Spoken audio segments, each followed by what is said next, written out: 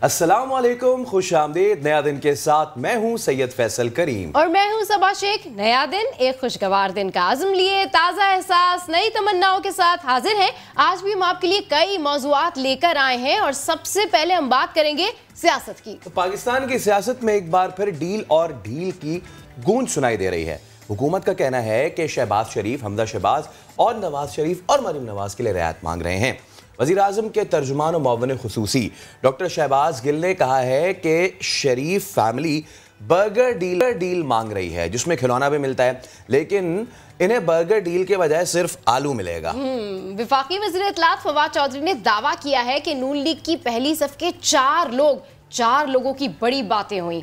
4 लोग किसी से मिलने गए तो कहा कि नवाज शरीफ ने मुल्क के साथ ज्यादती की, आप हमारी तरफ क्यों नहीं देखते। जबकि वफाकी वज़ीर दाखिला शेख रशीद कहते हैं कि कोई डील नहीं हो रही है, पहले शायद ढील की बात थी और अब तो ढील भी नहीं होगी, मुल्क में कोई इमरजेंसी नहीं लग रही है। वफाकी वज़ीर तवानाई हम्माद अजहर का कहना है कि खुशाइंद है कि नून लीग के 4 अरकान अपने आप को शरीफ खानदान से ज्यादा अहल समझते हैं और खुद को क़यादत करने का हकदार समझने की जुर्रत भी करते हैं। वफाकी वज़ीर ने मजीद कहा कि ये 4 अफराद सारी उम्र क्या डरते ही गुजार देंगे।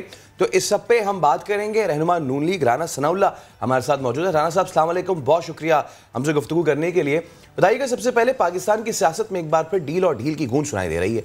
अब हुकूमत का ये कहना है कि शहबाज शरीफ अपने हमजा शहबाज, नवाज शरीफ और मरीम नवाज के लिए रियायत मांग रहे हैं। क्या वाकई ऐसा है?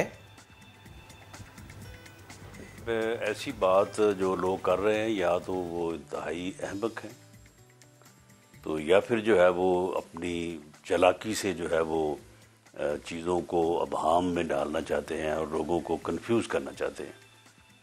पाकिस्तान मुस्लिम लीग नून जो है वो किसी डील या ढील के जो है वो मामले में जा ही नहीं सकती, क्योंकि 2018 का इलेक्शन जो है जो वो मुस्लिम लीग नून के ख़िलाफ़ रिग हुआ, एक साजिश के तहत जो है वो जो कंटेनर से लेके जो है वो JIT तक और JIT से लेके रेफरेंस दायर होने तक और मियां नवाज शरीफ को हुकूमत से जो है वो निकालने और उसके बाद जिस तरह से इलेक्शन मैनेज किए गए, तो उस वक्त से पाकिस्तान मुस्लिम लीग नून का, उसकी लीडरशिप का ये मुतालबा है कि फ्री एंड फेयर इलेक्शन जो है वो होने चाहिए और किसी को मुदाखलत नहीं करनी चाहिए, किसी भी अदारे को या इस्टेब्लिशमेंट को, और फ्री एंड फेयर इलेक्शन के तहत ही मुल्क जो है वो आगे बढ़ सकता है। वरना मुल्क जिस तरह से हर रोज़ एक नई मुश्किल और नई मुसीबत का शिकार होता है, तो ये सिलसिला जो है वो रुक नहीं सकता। तो इसलिए हमारा तो ये मुतालबा है कि फ्री एंड फेयर इलेक्शन और गैर सियासी मुदाखलत जो है वो बंद होनी चाहिए और अदारों को अपनी हदूद में रहना चाहिए, लोगों के वोट की इज़्ज़त होनी चाहिए। अब इसमें आप मुझे बताएं कि इसमें कौन सी डील या कौन सी ढील जो है वो कार फरमा हो सकती है। अगर हम ये मुतालबा करते हैं तो क्या ये हम डील का मुतालबा कर रहे हैं या हम ये कोई डील का मुतालबा कर रहे हैं? हम तो एक आइनी और कानूनी मुतालबा कर रहे हैं, उसके अलावा हमारा कोई मुतालबा नहीं है। कोई हम किसी से जो है वो किसी चीज़ की डिमांड नहीं कर रहे। जहाँ तक इस बात का तल्लुक है जी कि शरीफ फैमिली के 4 या 3 लोगों का नाम दिए जा रहे हैं कि जी उनके लिए कोई रायत की जाए, तो ये रायत अब मांगनी है। 2-2, 2.5 साल जो है वो जेलें काटने के बाद, 10-10, 12-12 मुकदमात बर्दाश्त करने के बाद, झूठे मुकदमात में गिरफ्तार होने के बाद अब रायत चाहिए। रायत अगर मांगनी थी या लेनी थी तो उस वक्त चाहिए थी ना, जब ये सिलसिला शुरू हुआ था। अब तो ये सिलसिला जो है वो अपनी मौत खुद मर रहा है, तो अब हमने किससे रायत जो है वो मांगनी है? रायत अब जो है वो ये इन मुकदमात में और इस इंतकाम में अब दम खम नहीं रहा, ये तो खुद अपनी मौत मरने वाला है। अच्छा, ये बताइएगा कि फवाद चौधरी ने दावा किया है कि नून लीग की पहली सफ के 4 लोग किसी से मिलने गए तो कहा कि नवाज शरीफ ने मुल्क के साथ ज्यादती की है, आप हमारी तरफ क्यों नहीं देखते। सर, इस पर क्या कहेंगे आप? देखिए, अब इसके जवाब में तो मैं भी ये कह सकता हूँ कि फवाद चौधरी साहब जो हैं वो भी किसी से मिले हैं और उन्होंने कहा है कि ये पागल आदमी जो है ये मुल्क के ऊपर मुसल्लत हो गया है, तो इसे उतारने के लिए, इसे जान छुड़ाने के लिए जो है वो आप कोई हमारे साथ बात करें, हम पीटीआई के जो है वो तकरीबन 20-22 लोग जो हैं वो तैयार हैं ताकि मुल्क जो है वो सही रास्ते पे आए। ये देखें, ये इस किस्म की जो है ये बातें छोड़ी जाती हैं। पाकिस्तान मुस्लिम लीग नून में कोई एक बंदा भी ऐसा नहीं है, बड़ी सच्ची बात है, कि वो मियां नवाज शरीफ का जो है वो मुतबादल हो सके। इवन द सीनियर मोस्ट आदमी जो पार्टी में मियां शहबाज शरीफ साहब हैं, वो भी मियां नवाज शरीफ का मुतबादल नहीं है। वो एक पार्टी लीडर है और उसकी पार्टी में पॉपुलैरिटी की बड़ी ही मजबूत जड़ें हैं। लोगों को उससे मोहब्बत है, अकीदत है। अवामी सतह पे, पब्लिक एट लार्ज सतह पे जो है वो उसकी बड़ी पजीराई है। लोग उसके साथ जो है वो बड़ी अटैचमेंट महसूस करते हैं और ख़ास तौर पे जब मुश्किल वक्त होता है तो लोगों की ये अटैचमेंट में और इजाफा हो जाता है। तो उसका कोई मुतबादल ही नहीं है। 4 इकट्ठे हो जाएं, 40 इकट्ठे हो जाएं, कोई कुछ नहीं कर सकता। अगर PMLN से मियां नवाज शरीफ को अलहदा किया जाता है तो मैं नहीं समझता कि ये कोई पार्टी रह जाएगी, बल्कि PMLN will be no more a political party. जी अच्छा, राना साहब, अयाज सादिक तो कहते हैं कि फरवरी के पहले हफ्ते लंदन जाऊंगा, उम्मीद है नवाज शरीफ को साथ लेकर आऊंगा, बहुत कुछ होने वाला है। ऐसा क्या होने वाला है जिससे नून लीग को बहुत उम्मीद है? राना साहब, मैं इस बात की तो तस्दीक करता हूँ कि अयाज सादिक साहब जो हैं वो मुस्लिम लीग नून के बहुत ही अहम रहनुमा हैं और मेरे वो भाई हैं। और इस बात की भी मैं तस्दीक करता हूँ कि आगे जो वक्त आ रहा है, अब क्योंकि इलेक्शन ईयर शुरू होने वाला है या हो चुका है, 22 जो है वो इलेक्शन ईयर है, तो इसमें बहुत कुछ होगा। लेकिन जहाँ तक उनकी ये बात है कि मैं जाऊँगा और मियां नवाज शरीफ साहब को लेके आऊँगा, इस बात को मैं कोई इतना ज़्यादा अहमियत नहीं देता। अच्छा सर, ये बताएगा कि हुकूमत पाकिस्तान ने बरतानिया को लिखा है कि नवाज शरीफ विजिट वीज़ा पर इलाज कराने गए थे, अब 18 माह में कोई इलाज भी उनकी जानिब से नहीं करवाया गया। सर, एक टीका तक नहीं लगवाया उन्होंने। नवाज शरीफ पाकिस्तान में सजा याफ्ता हैं और अदालतें उन्हें मांग रही हैं। इस पर क्या कमेंट करेंगे सर आप? टीके का तल्लक है तो टीका तो मियां नवाज शरीफ साहब जो है वो रोज़ ही इस हुकूमत को जो है वो लगाते हैं और इसीलिए ये तड़पते हैं। ये रोज़ को इनको मिनिस्टर जो है जो वो तड़प रहा होता है ना, इनको टीके लगते हैं इनको। तो बाकी मामला ये है कि इलाज वो अपना बिल्कुल करवा रहे हैं और माशाल्लाह उनकी सेहत जो है वो पहले से बहुत अच्छी है। उनकी जनरल हेल्थ जो है बड़ी परफेक्ट है। बाकी एक ऑपरेशन है वो डॉक्टरों ने एडवाइस किया हुआ है, वो इंशाल्लाह ताला जो है वो अभी तक नहीं हो सका, लेकिन बहरहाल वो हो जाएगा और उसके बाद इंशाल्लाह वो वापस आने की पोजीशन में होंगे। लेकिन ये वापस आने का फ़ैसला जो है वो ख़ुद करेंगे और डेट भी वो ख़ुद बताएंगे। ये मुझे या किसी और को बताने की ज़रूरत नहीं है कि हम कहें कि जी दिसंबर में आ रहे हैं या फरवरी में आ रहे हैं। वो ख़ुद बताएंगे इंशाल्लाह, पूरी कौम को एतमाद में लेकर और उसके बाद फिर आएंगे उस डेट को। अच्छा राना साहब, ये तो बताएं ना कि हुकूमती हल्के कहते हैं नून लीग शरीफ फैमिली से अलहदा हो तो ये मस्बत पेशरफ्त होगी। हुकूमती किसी रुकन ने या किसी और ने कभी ऐसा मुतालबा आपके सामने रखा है?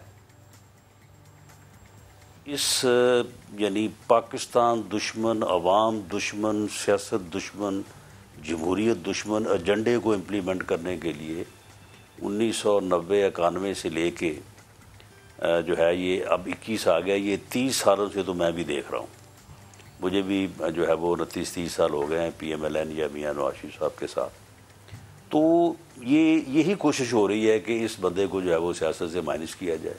इससे पहले जुल्फ़िकार अली भुट्टो को माइनस किया गया था, वो एक पॉपुलर लीडर था। और उसके बाद मियां नवाज शरीफ, बेनज़ीर भुट्टो भी एक पॉपुलर लीडर थी। तो जो एक पॉपुलर लीडर है वो दरअसल जो है वो बर्दाश्त नहीं होता पाकिस्तान में कि जो लोगों को कमांड करे, अवाम की जो है वो पल्स को जो है वो कमांड करे। तो यही उसका एक ही उसका जो है वो कसूर है कि he is a popular leader. अगर उसकी पॉपुलैरिटी जो है वो 99 के वाक़यात के बाद ख़त्म हो जाती तो उसे कोई पूछता भी ना बाद में। अगर अब भी अगर इस वक्त भी ये मालूम हो जाए कि जी मियां नवाज शरीफ साहब की कोई पॉपुलैरिटी नहीं, कोई उनको यहाँ पे जानता भी नहीं है, पार्टी ने छोड़ दिया, बाकी सब ने छोड़ दिया है, तो मेरा ख्याल है ये उनका कभी इनको ख्याल ही नहीं आएगा। तो इस मकसद के लिए जो है ये कोशिशें होती रही हैं। ये कंटेनर भी इसीलिए सजा था, उसके बाद बाबा रहमता भी जो है वो इसीलिए लॉन्च हुआ था, ये इसी के लिए JIT बनी थी, इसी के लिए ये प्रोपेगेंडा चल रहा है, इसी के लिए ये सारा कुछ हो रहा है। लेकिन अब एक वक्त ऐसा आ गया है कि अब ये चीज़ें जो हैं ये ख़त्म होकर रहेंगी, और मैं समझता हूँ कि ये मियाँ नवाज शरीफ के हाथों ही ख़त्म होगी। और आइंदा मियाँ नवाज शरीफ जब तक हैं वो हैं, उसके बाद कोई भी अवामी लीडर अगर होगा तो उसे अवाम ही जो है वो सिलेक्ट और रिजेक्ट करेंगी। कोई सिलेक्शन जो है वो अदरवाइज जिस तरह से इस दफ़ा हुई है या इससे पहले करने की कोशिश की जाती रही, ये सिलसिला ख़त्म हो जाएगा। बहुत शुक्रिया। राना सनाउल्लाह हमारे साथ मौजूद थे और जो डील या ढील की बात हो रही है उस पर गुफ्तगू फरमा रहे थे। इसके अलावा वो 4 जिनका जिक्र हो रहा है और उनकी बाज़गश्त है, वो 4 कौन हैं और वो 4 किससे मिले और उन 4 ने मज़ीद क्या कहा, इस पर तो आगे आने वाले दिनों में मज़ीद खुलासा होगा, तो उस पर बात करेंगे। अभी ज़रा आगे बढ़ते हैं और अब बात करेंगे कराची की। कराची में लोकल बॉडीज़ एक्ट के हवाले से तमाम तरह अपोजिशन जमातें सरापा एहतजाज है। जमात इस्लामी तो सड़कों पर है ही। गुज़श्ता रोज़ हमने देखा कि MK पाकिस्तान और PTI भी सामने आई और उन्होंने एहतजाज किया। अब पाक सरजमीन पार्टी ने 30 जनवरी को कराची के तिब्बत सेंटर से वज़ीर आला हाउस जाने का ऐलान किया है और उन्होंने खबरदार किया है कि किसी ने मुजाहिरीन को रोकने की कोशिश की तो जिम्मेदार रोकने वाला होगा। कराची में प्रेस कॉन्फ्रेंस करते हुए चेयरमैन PSP मुस्तफा कमाल का कहना था कि पीपल्स पार्टी ने सिंध को अपनी जागीर बना लिया है। लोगों को दीवार से लगाकर दुश्मन एजेंसियों को नौजवानों की महरूमियों से फ़ायदा उठाने का मौका दिया जा रहा है। वज़ीर आला सिंध को मिलने वाले इख्तियार और पैसे का जवाब दिया जाए।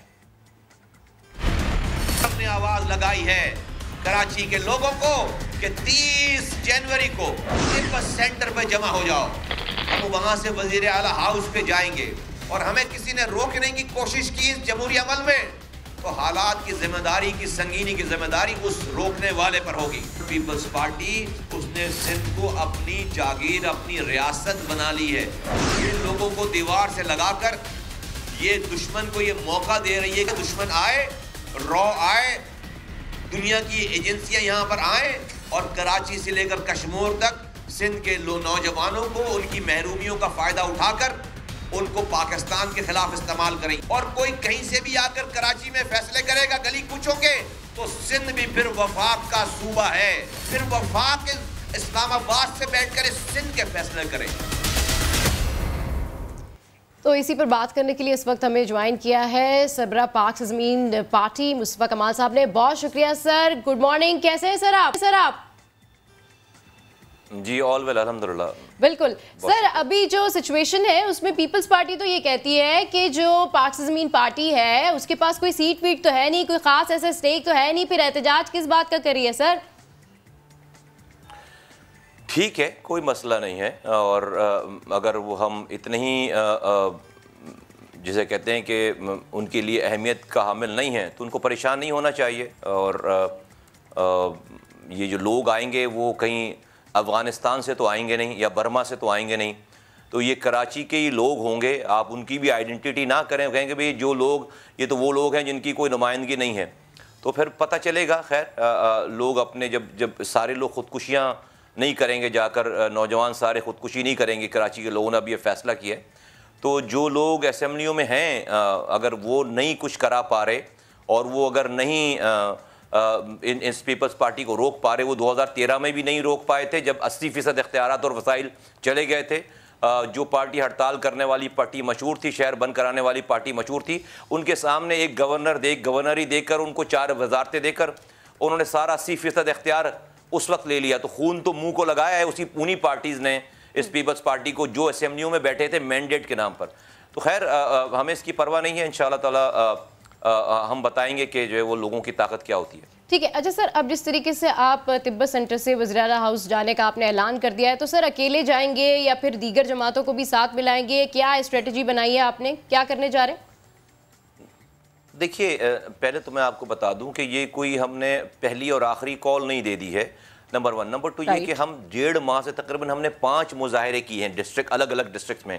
हमने डिस्ट्रिक्ट सेंट्रल में मुजाहरा किया, 4-5 हज़ार लोग जमा हुए डिस्ट्रिक्ट सेंट्रल के, किसी ने हमारी आवाज़ नहीं सुनी। फिर हम औरंगी चले गए, वहाँ डिस्ट्रिक्ट में जाकर, वेस्ट में जाकर मुजाहरा किया, किसी ने हमारी बात नहीं सुनी। फिर हम डिस्ट्रिक्ट ईस्ट आए, हसन स्क्वायर पे मुजाहरा हुआ बहुत बड़ा, किसी ने हमारी बात नहीं सुनी। फिर हम डिस्ट्रिक्ट औरंगी गए, हमने मुजाहरा किया बहुत बड़ा मीडिया के सामने, किसी ने हमारी बात नहीं सुनी। तो फिर हमने ये फैसला किया कि भाई इस तरह से रोज़ाना आकर आवाज़ लगाएं और हमारी कोई बात, लोगों की बात सुन नहीं रहा और ये अपने काम करते चले जा रहे हैं, तो एक दफ़ा हम जो है वो पूरी कराची को आवाज़ लगाएं और लोग अगर जमा होते हैं इंशाअल्लाह ताला तो हम वहाँ से फिर वज़ीर आला हाउस जाकर आवाज़ लगाते हैं, शायद उनके कानों में आवाज़ जाए। स्ट्रेटजी यही है, नहीं किसी पार्टी को हमने ना मना किया है ना हमने किसी को बुलाया है।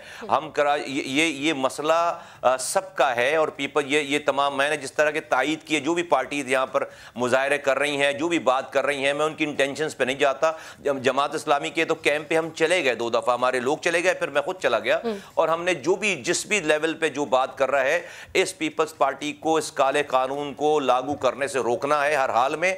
और 2001 का लोकल बॉडी ऑर्डिनेंस लेकर आना है, हमें वज़ीर आला हाउस से इख्तियारात और वसाइल निकाल कर हमें सिंध की गलियों में लेकर आना है इख्तियारात और वसाइल। 18वीं तरमीम सिर्फ वज़ीर आला को बाख्तियार करने के लिए नहीं थी, 18वीं तरमीम सूबे के तमाम ऑर्गन्स को बाख्तियार करने के लिए थी। 10,242 अरब रुपए इनको मिले हैं, इन्होंने एक भी PFC अवार्ड नहीं दिया, प्रोविंशियल फाइनेंस कमीशन का अवार्ड नहीं दिया। NFC अवार्ड से ये पैसे लेते हैं, नीचे PFC अवार्ड नहीं देते। तो इन इख्तियारात और वसाइल को जब तक आप गलियों में लेकर नहीं आएंगे, ये महरूमी ख़त्म नहीं होगी, ये करप्शन ख़त्म नहीं होगी। हमें हमारा इख्तियार चाहिए, हमें वज़ीर आज़म वज़ीर आला हाउस से निकाल कर गली कूचों में इख्तियार चाहिए और ये आइन मुझे इसकी इजाज़त देता है। आर्टिकल 140 मुझे इसकी इजाज़त देता है। हम कोई नाजायज़ बात नहीं कर रहे, हम जायज़ बात कर रहे हैं। मुस्तफा साहब, कल हमारे प्रोग्राम में पीपल्स पार्टी की नुमाइंदगी कर रहे थे कादिर मंदोखेल। उन्होंने कहा कि हम तो कोई ऐसा अचंभा नहीं करने जा रहे हैं, हम तो सिर्फ तालीम और सेहत का महकमा ले रहे हैं और जो शहरी हुकूमत होगी, जो पावर ऑफ डेवोल्यूशन का बड़ा अहम मामला है, उसको तो हम सॉलिड वेस्ट मैनेजमेंट दे रहे हैं, उसको तो हम वाटर बोर्ड दे रहे हैं।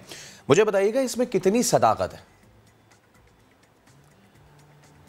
तालीम और सेहत का महकमा कौन से दुनिया का निज़ाम जमहूरी है जिसमें जो है वो वहाँ की लोकल गवर्नमेंट नहीं डील करती? मुझे बताइए। तालीम और सेहत का शोबा तो होता ही लोकल गवर्नमेंट का है। कहीं भी प्रोविंशियल गवर्नमेंट, फेडरल गवर्नमेंट तालीम और शोबे का, अब दुनिया भर में चले जाएं, जिन मुल्कों की जमहूरियत की मिसाल देते हैं ये, जब इनकी बिसात कोई आकर डिक्टेटर लपेटता है, उन जमहूरियतों में जाकर ये आवाज़, ये बात करें, जाकर इनको लोग जूते मारेंगे कि तुम तालीम और सेहत के महकमे में तुम सेंट्रलाइज तरीके से सूबाई हुकूमत चला कैसे सकती है? तो ये तो इनकी बात खुद जो है वो एज इफ के जो है। अच्छा, फिर जो ये तालीम चला रहे हैं, आपको पता है 49,000 स्कूल हैं सिंध के अंदर, 2300 अरब रुपए इन्होंने खर्च कर दिए हैं। 13 सालों में इनका अपना रिकॉर्ड है। 2300 अरब रुपए, 2300 अरब रुपए खर्च करके आज सिंध में 70 लाख बच्चे स्कूलों से बाहर हैं। 70 लाख पूरे सिंध भर में। 11,000 स्कूल ही घोस्ट हैं। पहले हम टीचर्स घोस्ट सुनते थे, अब स्कूल घोस्ट है। अभी उन्होंने हमारे शोर मचाने पे 4900 स्कूल बंद किए हैं अब से 2 हफ्ते पहले। आप इनसे पूछें कि भाई 4900 स्कूल जो उसके जो पैसे जा रहे थे उस पर भी किसी को पकड़ा है?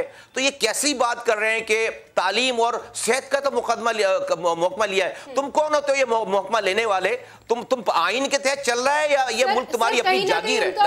दूसरी बात सुनिए, दूसरी बात मैं आपकी बात का जवाब दे दूं पूरा। एक तो भाई ये बात आपने सॉलिड वेस्ट मैनेजमेंट की बात की, फ्रॉड है। सॉलिड वेस्ट मैनेजमेंट बोर्ड का चेयरमैन लगा दिया मेयर को, उसके ऊपर एक सुपरा बॉडी बना दी।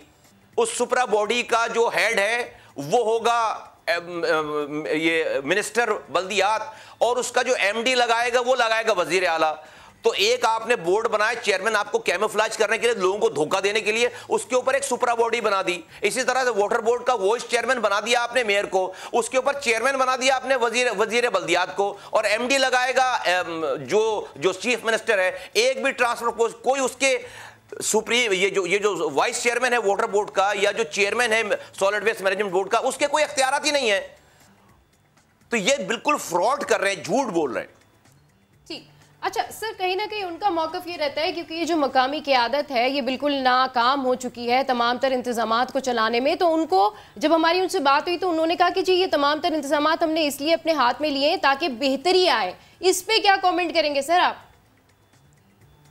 पीपल्स पार्टी ने 13 सालों में बहुत बेहतरी कर ली है। कुत्ते के काटने की वैक्सीन तो लगा नहीं पा रही है, लाड़काना में एड्स तो रोक नहीं पा रही है, ये 11,000 स्कूल घोष चला रहे हैं, ये थर में पानी तो दे नहीं पाए, बच्चे रोजाना मर रहे हैं।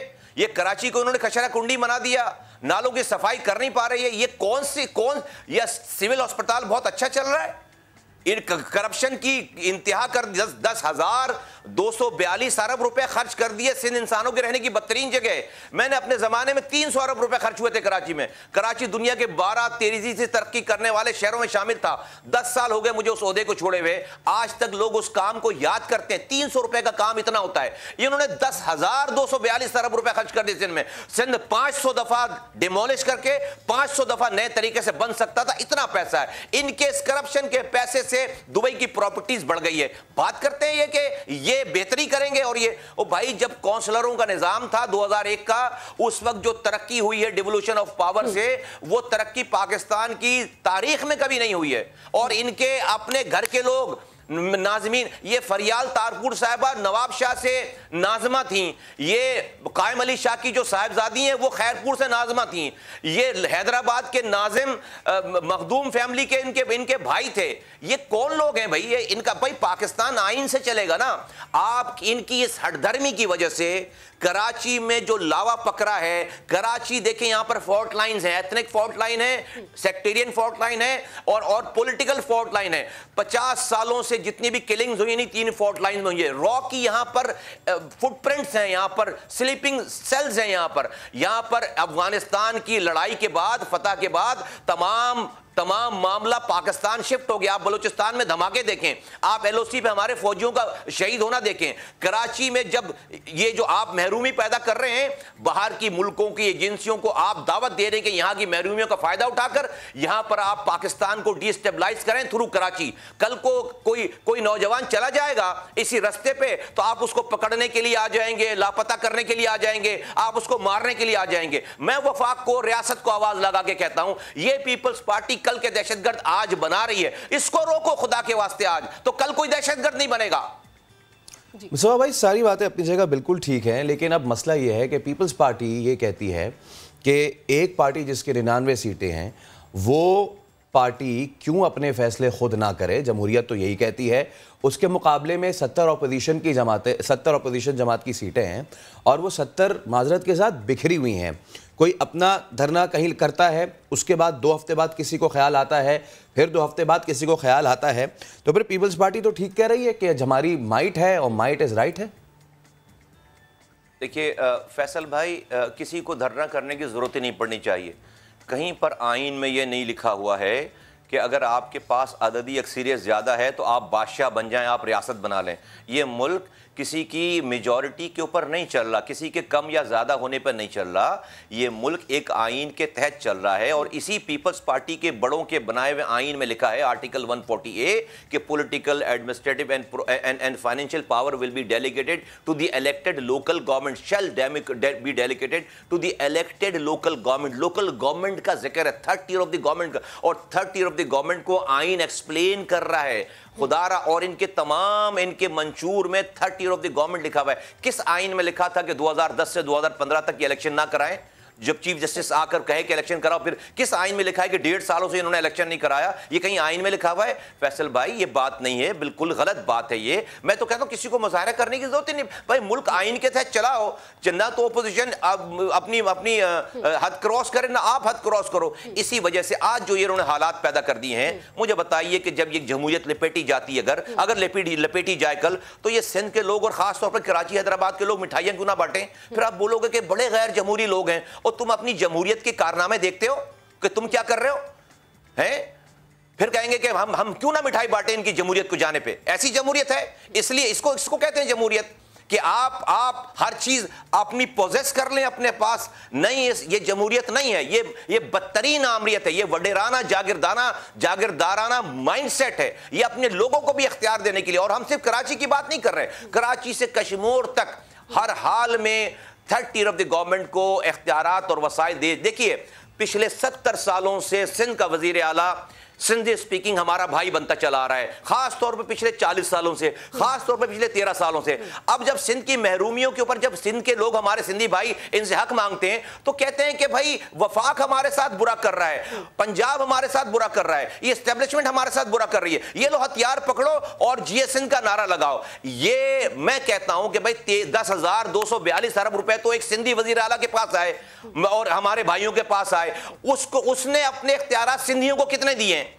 उसने भाई वफाक ने हमारे साथ बुरा किया होगा, एस्टेब्लिशमेंट ने हमारे साथ बुरा। पहले तो ये बताओ कि भाई तुम्हें जो इख्तियारात मिले, तुमने अपने लोगों को वो इख्तियारात और वसाइल कितने दिए हैं? मैं इसलिए पाकिस्तान को कह रहा हूं कि वफाक को कह रहा हूं, एस्टेब्लिशमेंट को कह रहा हूं, इदारों जुडिशरी को कह रहा हूं, मीडिया को कह रहा हूं, पार्लियामेंट को कह रहा हूं, वजीर आजम को कह रहा हूं कि ये पाकिस्तान के पैसे लेकर ये नौजवानों को पाकिस्तान के खिलाफ इस्तेमाल कर रहे हैं। उसी पैसे से करप्शन करके जब हम हक मांगते हैं तो कहते हैं पंजाब बुरा कर रहा है, वफाक बुरा कर रहा है, और उसके खिलाफ लोगों को खड़ा कर देते हैं और सिंध की अलहदगी का नारा लगवाते हैं।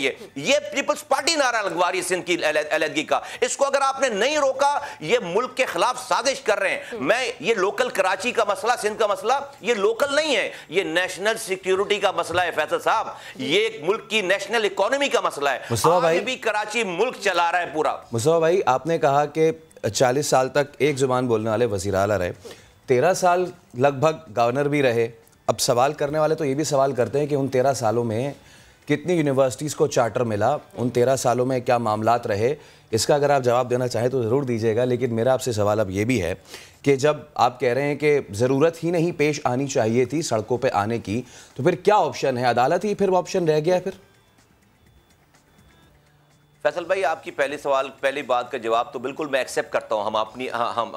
हम नाइली एक्सेप्ट करते हैं बिल्कुल अपनी अकरबा परवरी, अपनी ये जो सारे जो पूरा 13 साल दौर गुजरा है, 14 साल गवर्नर का, बिल्कुल हमें जो कुछ था हमने वो भी तबाह बर्बाद कर दिया। हमने board office, matric board office, intermediate board office, university हमने तबाह कर दी। कराची की तालीम तबाह हो गई। जो पीले काले लाल स्कूल से इंजीनियर्स, डॉक्टर, जजेस, जर्नल बनते थे, सब कुछ तबाह। मैं तो इसको एक्सेप्ट करता हूं और मैं खुले दिल में, अगर इसमें मेरा भी जितना कसूर है, मुझे भी उसकी सजा मिलनी चाहिए। जब भी हमने अपनी सेनेटरशिप छोड़ी है, अपनी 30 साल की रफाकत छोड़ी है, अपनी मेयरशिप, अपने पर्सन प्रिविलेजेस छोड़े और हमने ये बगावत की है। इसी वजह से हमने बगावत की। 2013 में मैं सेनेटर था, मैं सिटिंग सेनेटर था, 6 माह हुए थे, मैं 5.5 साल की अपनी सेनेटरशिप छोड़कर चला गया। फिर 2016 में मैंने और अनीस कायम खानी ने आकर इस निजाम, इसी जो आप जिसकी तरफ निशानदेही कर रहे हैं, हमने इस करप्शन के खिलाफ, इस बददियानती के खिलाफ, मुआजिरों के नाम पर जो ये कर रहे थे, हमने उसके खिलाफ अलम बगावत बुलंद की और आज तक उस बात पे खड़े हैं। तो मैं तो अपना कसूर मानता हूं इस वाली बात पे, नंबर 1। नंबर 2 ये कि नहीं, बिल्कुल अदालतों को तो हमसे बोले बगैर ये इसके ऊपर काम करना चाहिए। सिर्फ अदालतें नहीं, पाकिस्तान का वजीर आजम इस वक्त मौजूद है, पाकिस्तान की पार्लियामेंट इस वक्त मौजूद है, आप मीडिया के लोग बहुत बड़ा रोल प्ले कर रहे हैं, ऑलरेडी कर रहे हैं कि आप इन मसाइल को हुक्मरानों के कानों तक पहुंचा रहे हैं। इस मसले को आपने उठा रखा है, मैं आपको सलाम पेश करता हूं तमाम मीडिया के लोगों को। लेकिन पाकिस्तान की एस्टेब्लिशमेंट, पाकिस्तान की जुडिशरी, उसको भी अपना रोल प्ले करना चाहिए। ये लोकल इशू नहीं है, ये नेशनल सिक्योरिटी का इशू। वजीर आजम कैसे जो है वो खामोश रह सकते हैं? वजीर आजम, फेडरल कैबिनेट कैसे खामोश रह सकती है भाई? एस्टेब्लिशमेंट कैसे खामोश रह सकती है? जुडिशरी कैसे खामोश रह सकती है? ये मुल्क की सालमियत का मसला है। आपने ओथ उठा रखा है मुल्क की दफा के लिए। आपको कोई उसी को पकड़ना है जिसके हाथ में बंदूक हो, जो बगैर बंदूक के बंदूक वाले बना रहे हैं, दहशतगर्द बना रहे हैं, आप उनको नहीं पकड़ेंगे सिर्फ जमहूरियत के नाम पर। मैं कहता हूं कि ये बड़ा डिफिकल्ट टाइम है और लोगों को इसके ऊपर सोचना चाहिए। बिल्कुल, बहुत शुक्रिया मुस्तफा कमाल साहब, हमारे प्रोग्राम में गुफ्तगू कर रहे हैं। यही कह रहे थे कि ये डिफाइनिंग मोमेंट है, इसके ऊपर ज़रूर सोचना चाहिए कि अब आगे जो है वो वक्त बताएगा कि किस तरीके से जो है शहर के हालात बेहतर हो सकते हैं और क्या स्ट्रेटजी हो सकती है। तो एक और आम इशू, कराची में कोरोना के मुस्बत केसेस की शरह 38.79% हो गई है। इस हवाले से मज़ीद तफसीलात हम जानते हैं मुदस्सिर नज़ीर से। मुदस्सिर, अपडेट कीजिए आदाद शुमार के हवाले से। बिल्कुल सबा, कराची में कोरोना के मुस्बत केसेस की शरह 38.79% हो गई है और कराची में गुज़िश्ता रोज़ तकरीबन 7100 टेस्ट किए गए और कराची में गुज़िश्ता रोज़ 2754 अफराद में कोरोना वायरस की तस्दीक हुई है, जबकि सिंध में, हैदराबाद में भी जो कोविड है वो बढ़ रहा है और शरह 14% हो गई है। लाहौर में इस वक्त शरह 12.87 है और पंजाब में गुजरांवाला में भी कोरोना तेजी से बढ़ रहा है, वहाँ पर भी 15% रिकॉर्ड की गई है जो शरह है। कराची समेत मुल्क भर में जो 16 साल से कम उम्र अफराद के बच्चे हैं उनमें कोरोना की शरह में भी इजाफा देखने में आ रहा है। और आज जो है उम्मीद है कि जो टेस्ट भेजे गए थे डाउ लैब को बच्चों के हवाले से, उसके आने के बाद भी फैसला किया जाएगा कि क्या स्कूल बंद करने हैं या खुले रखने हैं। जी सब। अच्छा, बहुत शुक्रिया मुदस्सिर, आप हमसे गुफ्तगू कर रहे थे। और ओमिक्रॉन के बाद क्या दुनिया से कोरोना ख़त्म हो जाएगा? कराची के कतर अस्पताल में कोरोना वार्ड के सरबराह डॉक्टर राशिद खानजादा ने हमारे नुमाइंदे मुदस्सिर से ही गुफ्तगू की है। क्या बात हुई, आइए देखिए। तो क्या ये ब्लेसिंग इन डिस्गाइज है? इस पे भी और इसके अलावा दीगर मामलात भी हैं जो ओमिक्रॉन और कोविड से रिलेटेड बात करेंगे। डॉक्टर नौशीन हामिद हमारे साथ मौजूद है, आप पार्लिमानी सेक्रेटरी बराए कौमी सेहत है। डॉक्टर साहब, बहुत शुक्रिया, आप हमसे गुफ्तगू कर रही हैं। सबसे पहले ये बताइएगा कि अलार्मिंग रेट हो चुका है, काफ़ी ज़्यादा केसेस आ रहे हैं, तो स्कूल्स की बंदिश या फिर दीगर लॉकडाउन की तरफ क्या हम जा रहे हैं? जी देखिए, बिल्कुल इसमें कोई शक वाली बात नहीं कि इस वक्त हम पाकिस्तान जो है वो ओमिक्रॉन की 5th वेव में से गुजर रहा है और हर आने वाले दिन के साथ केसेस में तेज़ी से इजाफा हो रहा है। और चूंकि ये वायरस का ये वेरिएंट जो है बहुत ज़्यादा ट्रांसमिसिबल है, यानी ये आसानी से कैच कर लेते हैं लोग, इसका फैलाव बहुत तेज़ है, तो इसलिए कुछ दिनों के अंदर ही ये डबल हो रहा है। आज से 2-1 हफ्ते पहले हम लोग 0.5 यानी 1% से भी नीचे थे और आज आप देखें कि कराची के अंदर 40% को टच कर रही है पॉजिटिविटी रेशियो। इसी तरह और बड़े शहरों के अंदर भी लाहौर हो गया, रावलपिंडी हो गया, ये जो बड़े शहर है इस्लामाबाद में, यहाँ पर भी बहुत तेजी से ये वेरिएंट फैल रहा है।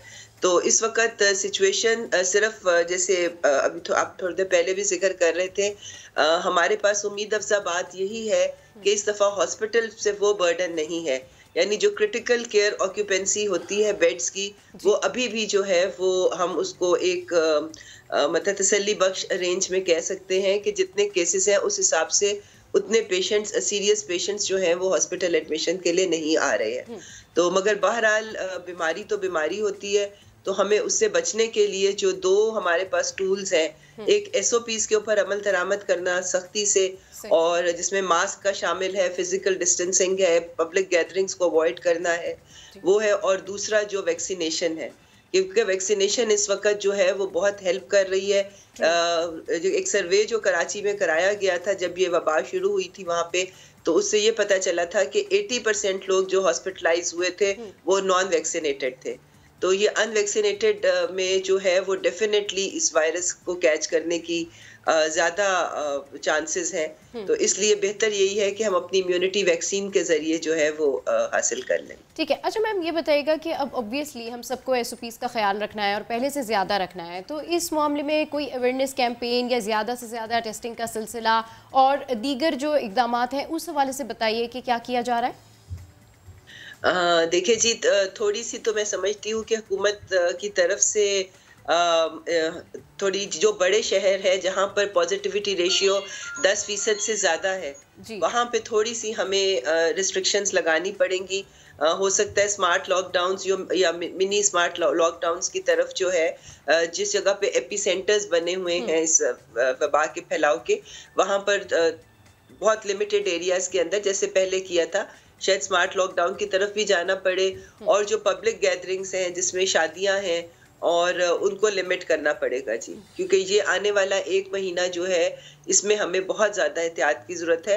तो इसके लिए वैक्सीनेशन ड्राइव को भी हुकूमत तेज़ कर रही है, उसके लिए मुख्तलिफ इक़दामात किए जा रहे हैं, और इंशाल्लाह ताला जिस तरह पीछे हमने देखा था कि एक दिन में 15 लाख से 16 लाख डोजेस लग रही थी, अभी भी 7-8 लाख डोजेस जो है वो डेली लग रही है, मगर इसको मजीद स्पीड अप करने के लिए हुकूमत जो है वो मुख्तलिफ इक़दामात करने लगी है जी।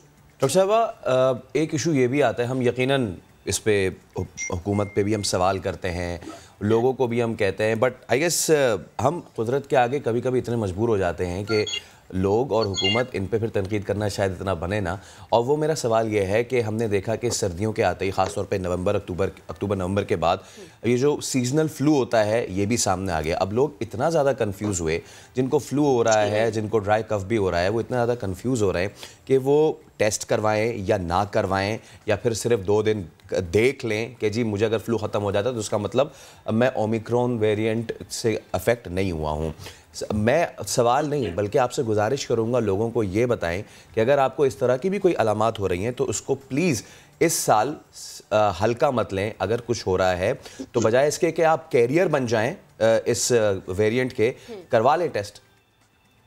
जी बिल्कुल, मैं समझती हूँ कि बिल्कुल मुनासिब बात है, क्योंकि हमारी जिम्मेदारी है कि हम अपने प्यारों को, अपने इर्द गिर्द रहने वालों को भी हम इस चीज़ से बचाएं। तो अगर हमें ये वाले कोई भी सिम्टम्स हो रहे, गो कि इस वक्त दूसरा सीजनल फ्लू भी बहुत ज़्यादा फैला हुआ है, तो फिर भी हमें चाहिए कि हम अपने आप को आइसोलेट करें। हम किसी अपने घर वालों से थोड़ा सा अपने आप को फासला भी रख लें, मास्क का इस्तेमाल करें जब हम उन लोगों के पास जाते हैं। बाहर जाना जो है जब तक बिल्कुल नागुज़ीर ना हो, बाहर जाने से भी अवॉइड करें, और टेस्ट जो है वो ज़रूर करवा लें ताकि आप कम से कम दूसरों तक इस बीमारी को फैलाने का सबब ना बने। बिल्कुल ठीक कह रही हैं। अच्छा, जिस तरीके से आप जिक्र करी थी मैम कि उन इलाकों में जो है वो स्मार्ट लॉकडाउन या मिनी लॉकडाउन या कुछ रिस्ट्रिक्शंस लगाई जा सकती हैं, तो ये बताइएगा कि ये जो अब कोरोना केसेस राइज कर रहे हैं, तो इस हवाले से जिस तरह आपने भी SOPs का जिक्र किया, तो अब इसके लिए मजीद हम क्या इकदाम कर सकते हैं? और दूसरा ये कि जैसा हमारे हॉस्पिटल्स पे अभी बर्डन कम है, तो इस सिचुएशन को यहीं स्टक करने के लिए, अंडर कंट्रोल करने के लिए हम ऑपरेशनल जो मैनेजमेंट होती है उसमें क्या इकदाम कर रहे हैं? किस तरीके से हम इसको ओवरकम करने की कोशिश करेंगे या यहीं रोकने की कोशिश करेंगे? जी देखिए जी, इसके लिए जैसे कि मैंने आपको बताया कि दोनों चीज़ें साइड बाय साइड चलनी है, SOPs और वैक्सीनेशन कैंपेन। तो SOPs पे अमल दरामद करने के लिए लोकल इंतज़ामिया जो है वो इस वक्त मुतहरिक है, और बहुत सारी जगहों पे फाइन्स भी हुए हैं, बहुत सारी जगहों पे इसकी वायलेशन के ऊपर सील भी किए गए हैं रेस्टोरेंट्स, शॉप्स वगैरह। तो बाकी ये कि 2-1 दिनों के अंदर इंशाल्लाह ताला जो नई हदायत हैं वो आपको NCOC की तरफ से मिल जाएंगी। अगर ट्रांसपोर्ट को 50% करना हुआ या दफातर की हाजिरी को, और ये सिर्फ उन एरियाज में होगा जहाँ पे पॉजिटिविटी रेशियो जो है वो 10 या 15 को एक्सीड कर गया है, उन शहरों के अंदर ये अनाउंसमेंट की जाएंगी।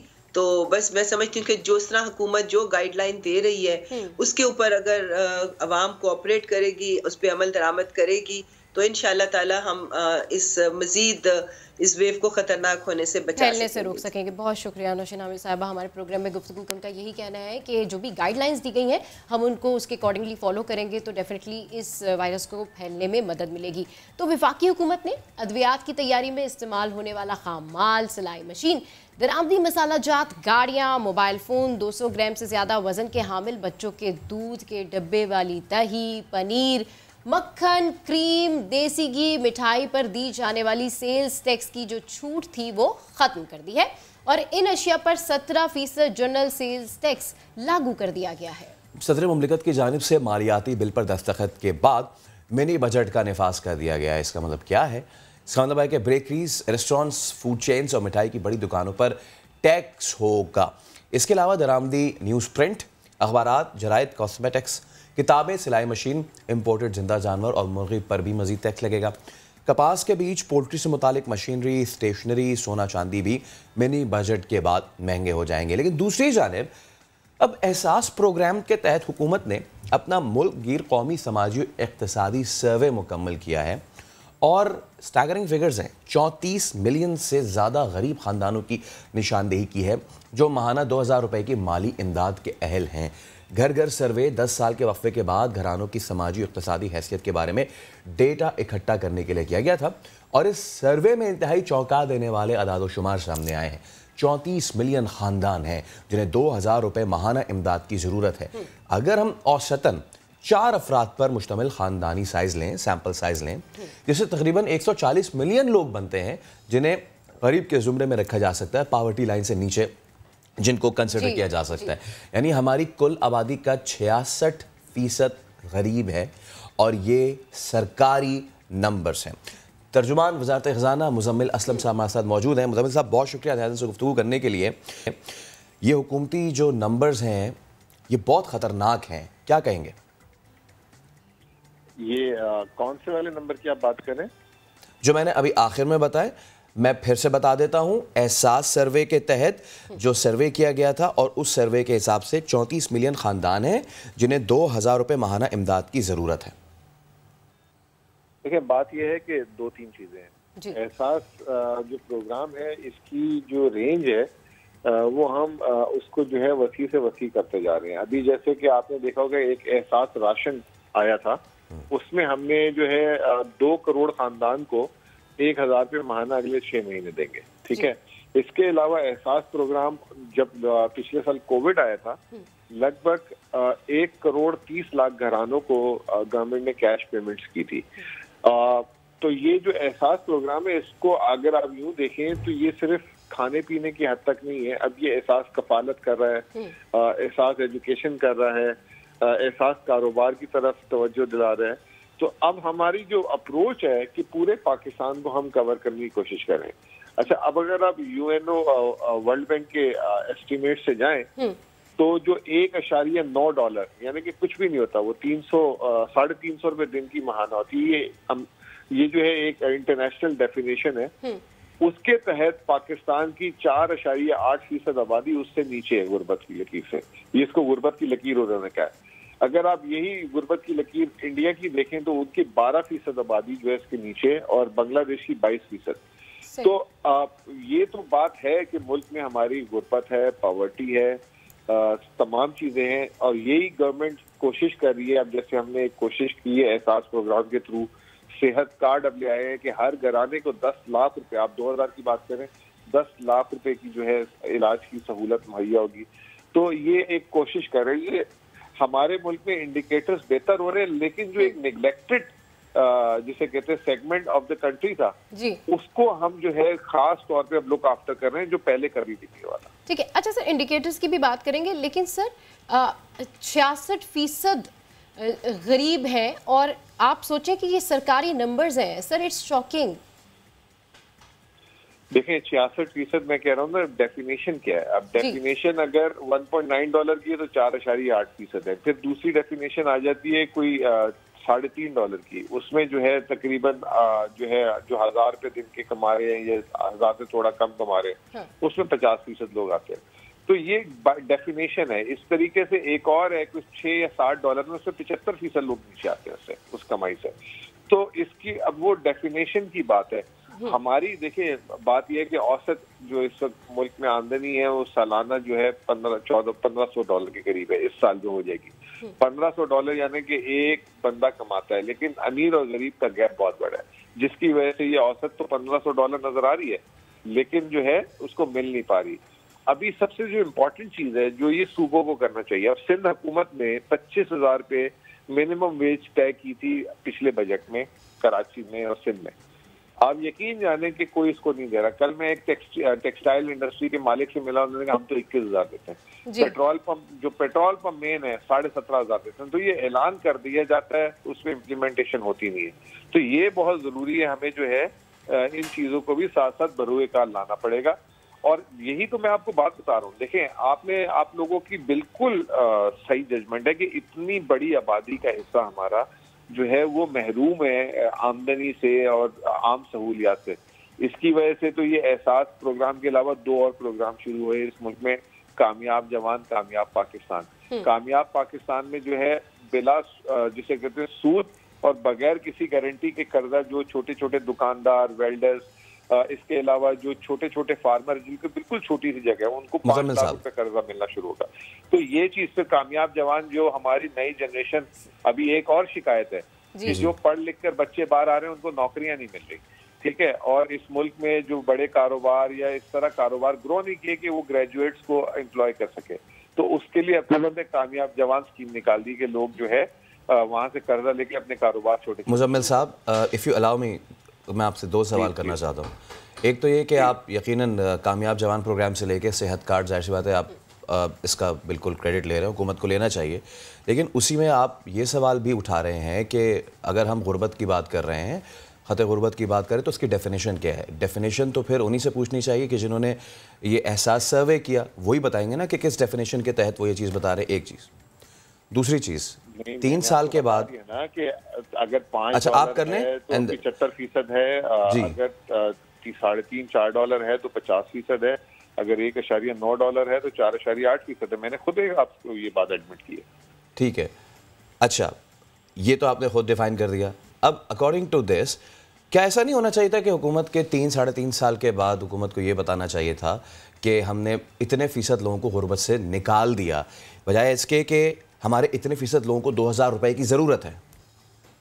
नहीं, देखें मेरे भाई, इसको थोड़ा सा आप इस तरीके से लें कि इस हुकूमत ने जब आई टेक ओवर किया तो किस हालात में किया और उसके बाद क्या क्या हालात नए आए, जैसे कोविड आया, कमोडिटी सुपर स्पाइक आया, ये तमाम चीजें आई। अभी मैं यही आपके साथ बात करने से पहले किसी और से भी बात कर रहा था। मैं ये बता रहा था कि अभी हमारी जो लास्ट 2 साल के, ये साल और पिछला साल की शरह नमू 5% पे आ रही है और 5% का मतलब ये कि हमारी अब इकोनॉमी ग्रो करना शुरू कर दी है। और जो आपने सवाल किया कि कितने फीसद लोग गुर्बत से निकल जाएंगे, हमारा नंबर नहीं है, वर्ल्ड बैंक का नंबर है। 2020 में 5.3% गुर्बत की लकीर से नीचे थे लोग, वो 4.8 हो गया और वर्ल्ड बैंक ने ही एस्टिमेट दिए कि 2023 में वो 4% रह जाएगा। तो ऐसा नहीं है कि ये चीज नहीं हो रही, ये हो रही है, लेकिन प्रॉब्लम बहुत बड़ा है, आबादी बहुत बड़ी है, ओवरनाइट तो कुछ नहीं हो सकता। और उसके बाद खास तौर पे जो 100 साल का सबसे बड़ा कोविड का क्राइसिस आया, उसके बावजूद हमने जो है बहुत अच्छा परफॉर्म कर लिया है। लेकिन ये आप ये कहेंगे 5 साल बाद पाकिस्तान में कोई गरीब नहीं मिलेगा, तो ऐसा हो नहीं सकता। ठीक है। अच्छा मुजम्मिल साहब, जिस तरीके से अब हमने आपको ये स्टैट्स भी बताया, दादोशुमार भी बताया, आप खुद कह रहे हैं कि जो इकॉनमी के इंडिकेटर्स हैं वो कुछ बेहतर होते जा रहे हैं, तो एक तरफ तो इन्फ्लेशन है, आपकी बात ठीक है कि सेहत card it's a good thing. Sir अब इस सूरत हाल को आप कैसे बैलेंस करेंगे, कैसे कैलकुलेट करेंगे, क्योंकि इन दी एंड आपने चीज़ें ही लेकर चलनी है, संभालना तो है सर, फिर क्या प्लानिंग है सर? देखें, हमारे लिए जो सर का दर्द बना हुआ है ना, वो इंटरनेशनल ऑयल प्राइसेस, इंटरनेशनल खाने के तेल और चंद ऐसी कमोडिटीज है जैसे LNG वगैरह, वो इस वक्त ये सारी की सारी इंपोर्ट होती है पाकिस्तान में। वो इस वक्त हमारे जो है, आप समझ लें कि हमारी और आवाम दोनों के लिए सर का दर्द बना हुआ है, वो नीचे आई नहीं रही और पूरी दुनिया में इसके असरात हैं। दूसरी तरफ जो मकामी तौर पे चीजें पैदा होती हैं, सब्जियां, फल, चिकन, अंडे, ये वो, अगर आप पिछले 8 हफ्तों का जो हर हफ्ते PBS सर्वे जारी करता है वो उठा के देखें, 8 हफ्तों में से 6 हफ्ते में इनकी कीमतें नीचे आ रही हैं। और जैसे प्याज है, टमाटर है, सब्जियां हैं, तो जो चीनी की कीमत जो आपको याद होगा कि 125-150 तक चली गई थी, वो 100 से नीचे आ गई है, 90-95-100 के दरमियान मिल रही है। तो आटा जो है उसकी कीमत में बहुत इस्तेकाम है अभी तक। पिछले 6 महीने से आपको ये नहीं सुनने को मिल रहा होगा आटे की कीमत आज इतनी बढ़ गई, आटे की कीमत इतनी बढ़ गई। वहां पे तो हम कामयाब हो गए। दूसरी तरफ हमारा स्ट्रगल है और वो हमारे बस की बात ही नहीं है। अभी आप देखें, हमने 3 रुपए पेट्रोल भराया है 15 तारीख को। उसकी वजह ये कि आलमी मार्केट में तेल की कीमत बहुत ज्यादा बढ़ रही है।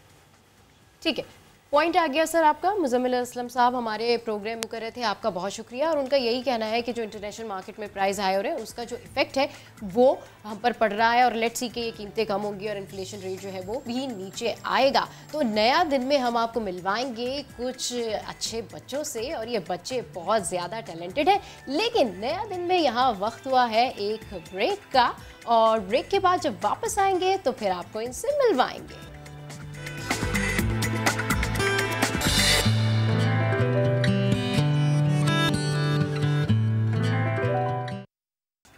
Welcome back. वैसे सबा, आपकी स्टूडेंट लाइफ में आपकी क्या था फेवरेट सब्जेक्ट? मेरा फेवरेट सब्जेक्ट जी ऑब्वियसली बायोलॉजी था। अच्छा, अब मेरा मोस्ट अनफेवरेट सब्जेक्ट मैथ्स था। बहुत भागता था मैं, मुझे भी मैथ्स एंड आई वंडर कि मैं हमेशा सोचता था कि यार ये बच्चे जो हैं उनको ये मैथ्स पढ़ाते क्यों हैं, उनको क्यों सिखाते हैं। वैसे ये हमारी अपनी सोच की बात है, मैथ्स बहुत अच्छा सब्जेक्ट है, लेकिन अब हम आपको मिलवाने जा रहे हैं ऐसे बच्चों से जिनका ये सिर्फ लगता है कि फेवरेट सब्जेक्ट नहीं है, ये चलते हैं, फिरते हैं, खाते हैं, पीते हैं, ये सब मैथ्स की ज़बान में करते हैं। These are walking calculators. और ये बच्चे इतने ज़्यादा माहिर हैं, कितने ज़्यादा माहिर हैं, इनसे हम आपकी मुलाकात करवाने जा रहे हैं। तो CEO mind explorer Aamir Ali हमारे साथ मौजूद हैं। आमिर भाई अस्सलाम वालेकुम। कैसे आप? ठीक ठाक हैं? सबसे पहले तो आप ये जितने जीनियस बैठे हैं इनका बारी बारी ज़रा हमें इंट्रोडक्शन करा दें। Okay, so he is Ismail. Ismail ji, student for Abacus Mental Maths program, level 9 qualified. Okay, ये level 9. ये level 9 qualified. Then we have Arsh Farooq, level 8 qualified, waiting for the results. Recently इन्होंने जो अभी international test दिया है. Then we have Arwa Wakar. She has done level 5 and now she is in level 6. Okay. And we have Hadia Ziad. Hadia Ziad is in level 8 right now.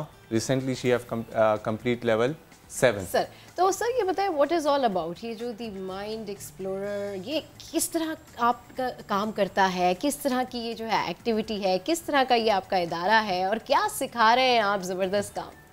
देखिए, this is all about we are working with the STEAM education. STEAM is science, technology, engineering, arts and mathematics. Great. Okay.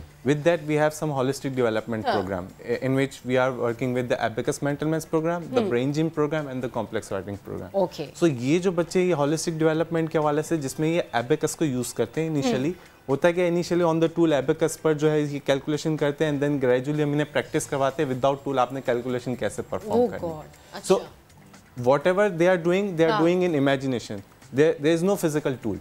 ठीक है, initially definitely physical tool पे काम करते हैं but gradually ये without tool जो है इन कैलकुलेशंस को परफॉर्म करते हैं and you can see the results. I mean अच्छा वो एबेकस अब है आपके पास? जी बिल्कुल एबेकस है. अच्छा मैं देखने वालों को भी बता दूं कि वो ये एबेकस आम जबान में ये होता क्या है.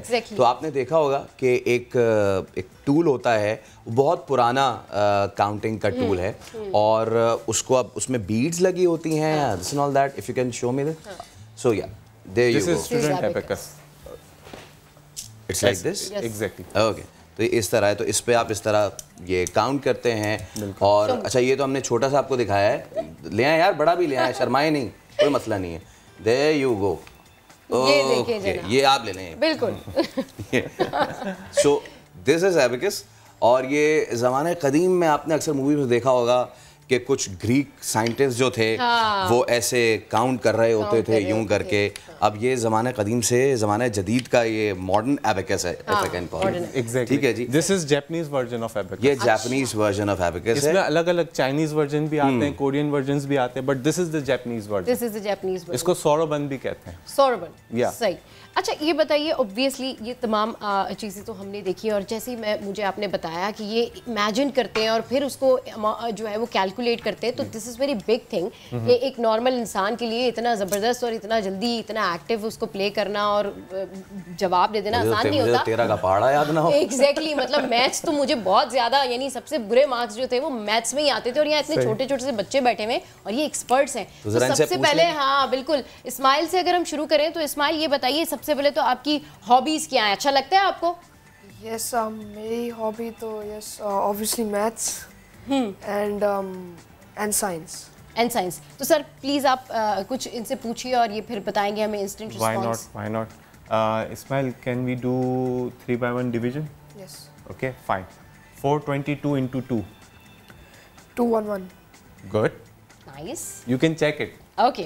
I think you have some questions or I ask if you randomly. need that you should. I don't need that. Okay, fine. But if you want I can ask it because screen पे भी अगर उनको नजर आए कि हम जो सवाल पूछ रहे हैं वो क्या है. ओके जी, ठीक है जी.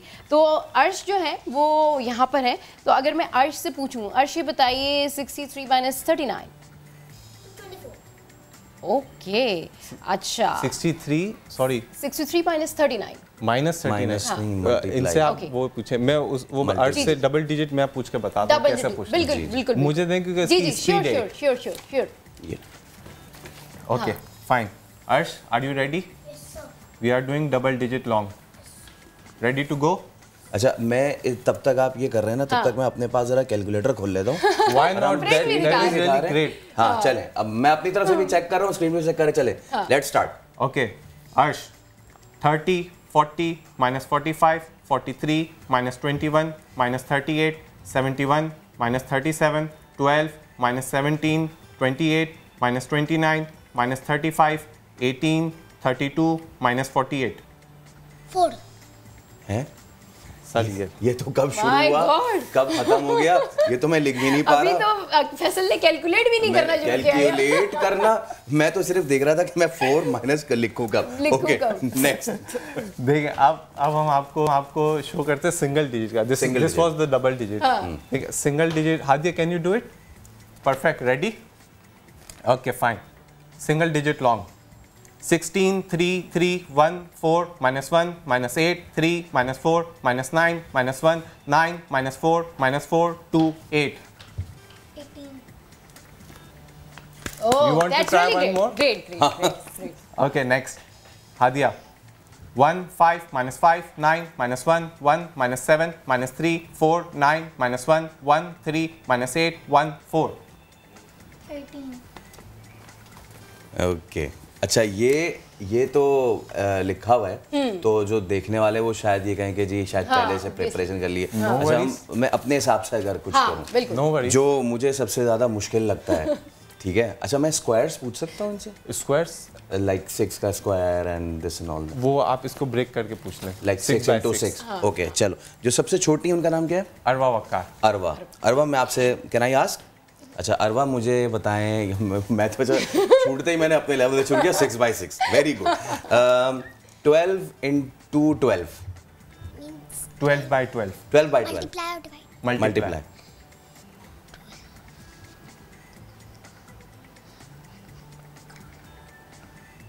Good.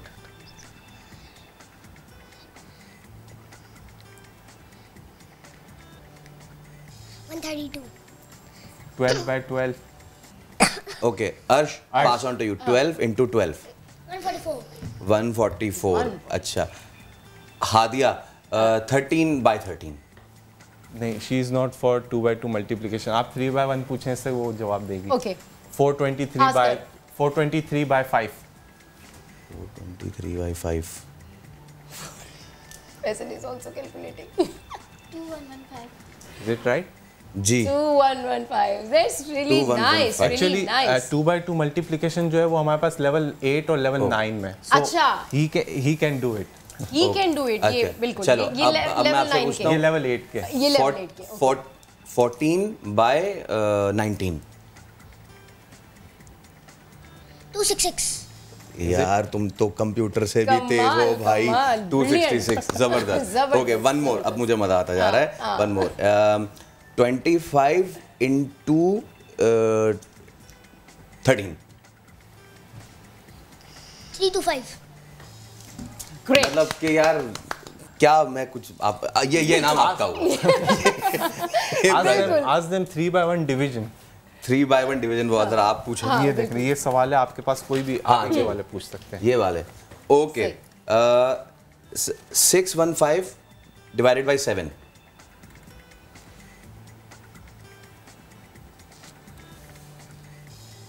87.8. या मतलब डेसिमल भी बता दिया इन्होंने। हाँ, आप ये exactly. सोचें कि डेसिमल भी बता रहे हैं। Okay one more 115 divided by 3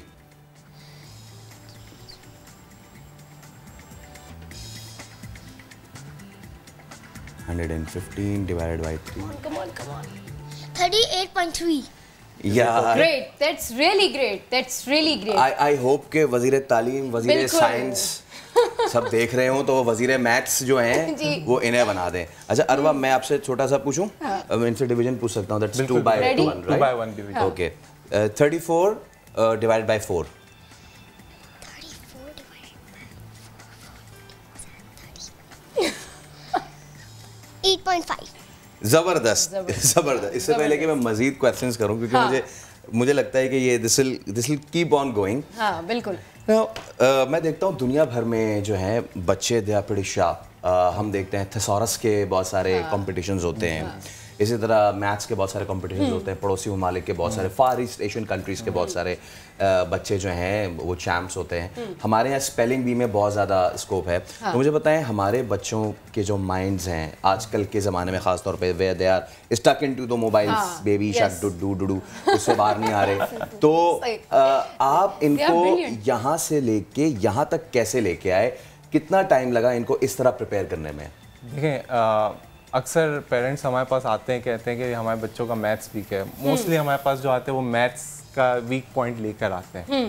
we guide them कि ये जो प्रोग्राम है this is going to help you in improving your mathematics that is true but other than mathematics they are improving their skill set as well. But Aamir जिस तरह से आप बता रहे हैं कि पेरेंट्स आपके पास आते हैं और वो कहते हैं कि जी हमारे जो बच्चे हैं उनका मैथ्स वीक है तो मेरे ख्याल में ये जो जिस प्रोग्रामिंग के तहत ये हमें बता रहे हैं तो ये एक बड़ा इंस्टेंट बड़ा क्विक रिस्पॉन्स है और इसके लिए बड़ी प्रिपरेशन करने की ज़रूरत है। तो कैसे आप ट्यून इन करते हैं उन बच्चों को जो कि ऑलरेडी मैथ्स में वीक होते हैं और उसके बाद फिर वो आके इस तरह का रिजल्ट्स देते हैं? I think that's amazing that's let me ask you one question. Yes A for Apple.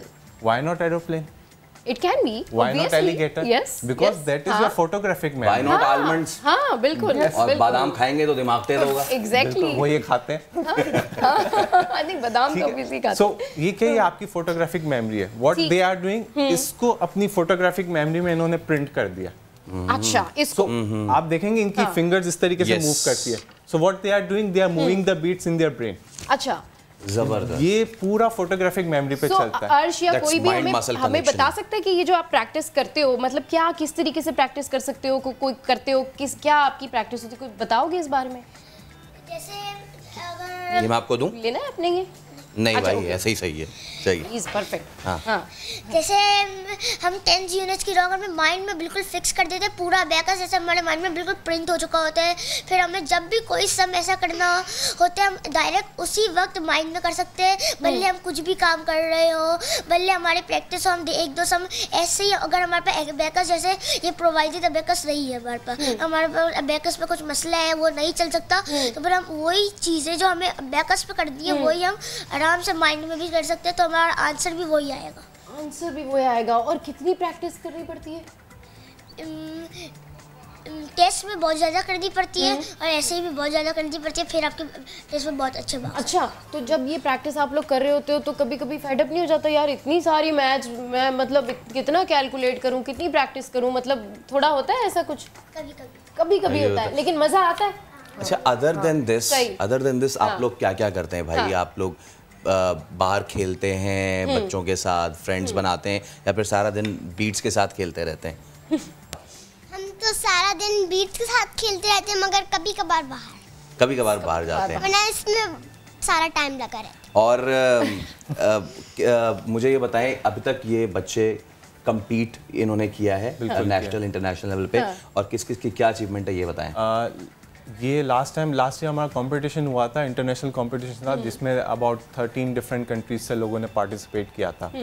हमारी कंट्री से 60 स्टूडेंट्स ने पार्ट लिया था जिसमें से 35 जो है वो विन करके आए थे डिफरेंट पोजीशंस पे. उसमें अर्श जो है वो हमारे पास लेवल में आई थिंक सो लेवल 7 में जो है वो ये सेकंड पोजीशन इन्होंने अचीव की थी इनके अपने एज ग्रुप में. ठीक.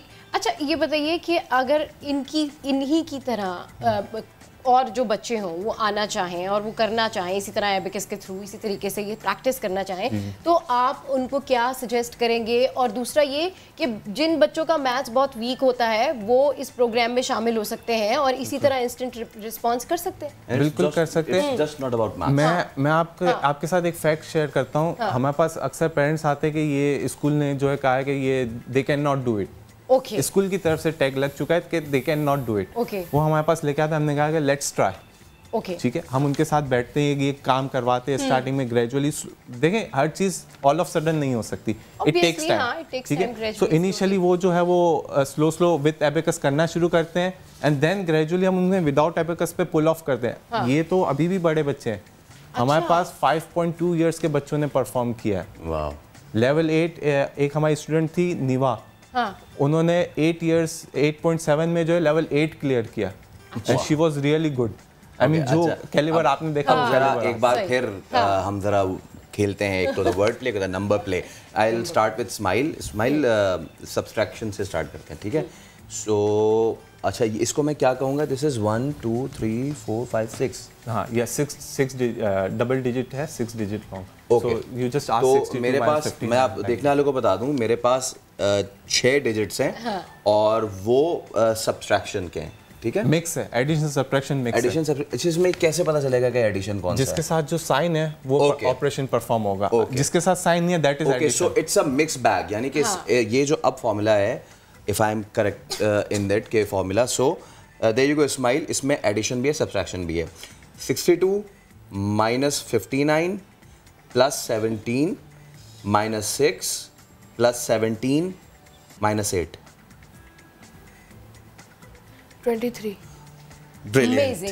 जबरदस्त. This is too slow. अच्छा ये मैंने स्लो पूछा है. Exactly. आप इनसे पूछे कि ये स्लो है या फास्ट है. ये स्लो था तुम्हारे लिए फास्ट था भाई. ये स्लो था. अच्छा मैं फास्ट कर दूं. चलिए मैं फास्ट कर देता हूँ. तो 85 - 16 - 58 + 19 - 22 + 17.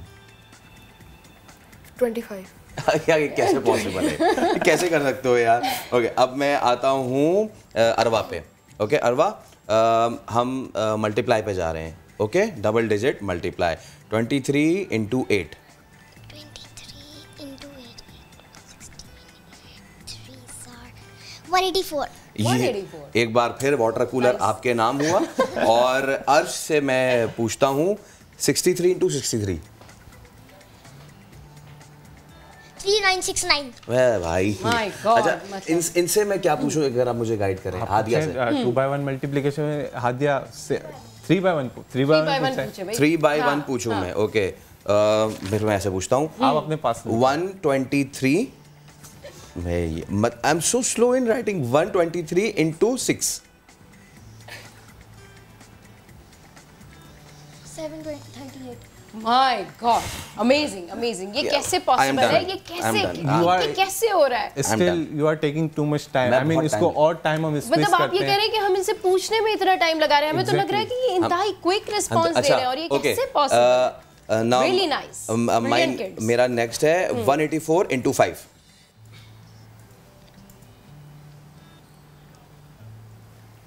920।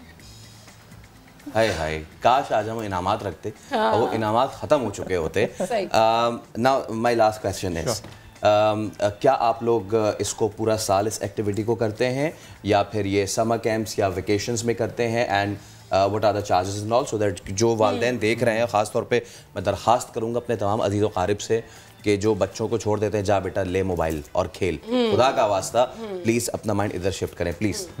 सो बेसिकली ये प्रोग्राम्स हम स्कूल्स वगैरह में भी ऑफर करते हैं, इसके साथ रोबोटिक्स और ये सारी चीज़ें हम स्कूल्स वगैरह में भी जाके ऑफर करते हैं। But through out the year ये हमारे पास जो है ये सैटरडे एंड संडेज में क्लासेस होती है। अच्छा, वीकडेज में हमसे ज़्यादा बच्चे ऑक्यूपाइड हैं। ठीक है, obviously definitely because they have their own schedule. So ये हमारे पास वीकेंड्स पर आते हैं और ये सारा प्रोग्राम वीकेंड्स पर होता है। अनफॉर्चुनेटली ये समर्स में नहीं हो सकता क्योंकि शॉर्ट टर्म प्रोग्राम नहीं है। It takes time. 8 months 9 months के बाद जाके रिजल्ट्स नजर आते हैं। आई मीन हम बात करें, फोकस इंप्रूव होता है, कंसंट्रेशन इंप्रूव होता है, इमेजिनेशन इंप्रूव होती है, ये सारी चीजें होती है, बट इट टेक्स टाइम। ठीक है, सो ये रेगुलर जब तक आप इसकी प्रैक्टिस मेंटेन नहीं करेंगे उस वक्त तक इसका कोई एडवांटेज नहीं है। इस वक्त हमारे पास रजिस्ट्रेशंस वगैरह ओपन है for the February batch which is starting from 12th Feb। So if anyone wants to join so they can join. Even हमारे पास कुछ इंटरनेशनल स्टूडेंट्स हैं जो हमें ऑनलाइन क्लास में ज्वाइन करते हैं। सो हमारी कुछ टीचर्स हैं जो कि ऑनलाइन जो है वो you are getting good response in all things. अल्हम्दुलिल्लाह, थैंक यू वेरी मच। तो हमारे साथ यहाँ पर आमिर साहब मौजूद थे और ज़बरदस्त किस्म के टैलेंटेड बच्चे जो हैं यहाँ पर मौजूद हैं। एंड आई सजेस्ट यू कि आप लोग भी इस प्रोग्राम को ज्वाइन कर सकते हैं क्योंकि इतने ज़बरदस्त talented and I suggest you कि आप भी इसको ज्वाइन करें। हाँ बिल्कुल, ऑब्वियसली हाँ, वी कैन आल्सो, हम ज्वाइन कर सकते हैं सर। बिल्कुल, इंशाल्लाह आप आएं, जब हमने सीखा तो आप भी सीख सकते हैं। बिल्कुल, हम कोशिश करेंगे फैजल के वीकेंड्स पे हम भी इनको ज्वाइन कर लें ताकि हमारी भी जो मैथ्स है वो कुछ बेहतर हो जाए।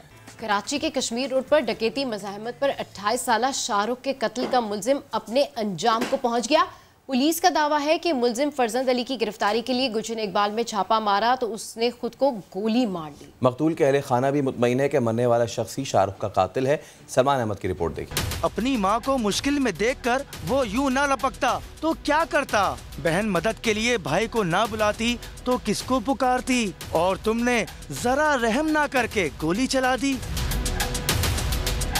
बुरे काम का बुरा अंजाम। कराची के कश्मीर रोड पर शाहरुख की जान लेने वाला बिला आखिर अंजाम को पहुंचा। गुलशन इकबाल में पुलिस ने छापा मारा तो मुल्जिम फरजंद अली की पुरस्कार मौत हो गई। पुलिस का दावा है कि अहलकारों को देखकर मुल्जिम ने गिरफ्तारी के खौफ से खुद को गोली मार ली। मकतूल शाहरुख के अहले खाना मुतमईन है कि उनके प्यारे का कातिल अंजाम को पहुंचा। एक शख्स जो उन्होंने हमको परसों बताया था, इस शख्स पे हमको शक है, तो जब उन्होंने तस्वीर भेजी तो मैंने अपनी वालिदा को और बहन को दिखाई तो फ़ौरन सकते में आ गई शक में कि बोला बस यही बंदा हमारा है। 5 रोज कबल सफाकाना कत्ल की इस वारदात ने सबको झिंझोड़ कर रख दिया था। वारदात से 4 रोज पहले ही 28 साला शाहरुख की शादी हुई थी। अचानक मौत ने हंसते बसते घराने पर सफ़े मातम बिछा दी थी। कैमरामैन मरगूब हुसैन के साथ सलमान अहमद, समा, कराची। सो नया दिन में यहाँ वक्त हुआ ब्रेक का, सो स्टे विद अस।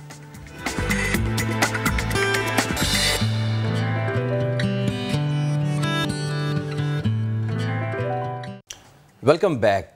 असीरी की जो कीमत है वही जान सकता है कि जो असीर हो, और आज़ादी की नेमत भी वही शख्स ज़्यादा बेहतर तरीके से उसे मालूम होगी जो कई सालों से क़ैद में है।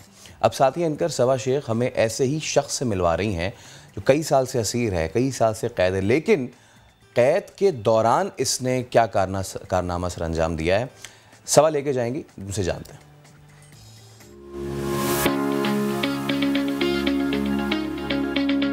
कराची सेंट्रल जेल में मौजूद हूँ और यूँ तो यहाँ पर लोग दीगर मामलात के लिए आते हैं, किसी मुजरिम से मुलाकात करनी हो या मुकदमात का मामला हो, लेकिन आज हम यहाँ पर आए हैं आपको मिलवाने के लिए एक ऐसे कैदी से जिसने इंटरमीडिएट में A1 ग्रेड हासिल किया है और जेल के इस माहौल में उसने ये कारनामा कैसे सर अंजाम दिया, आइए आपको नईम शाह नामी इस कैदी से मिलवाते हैं।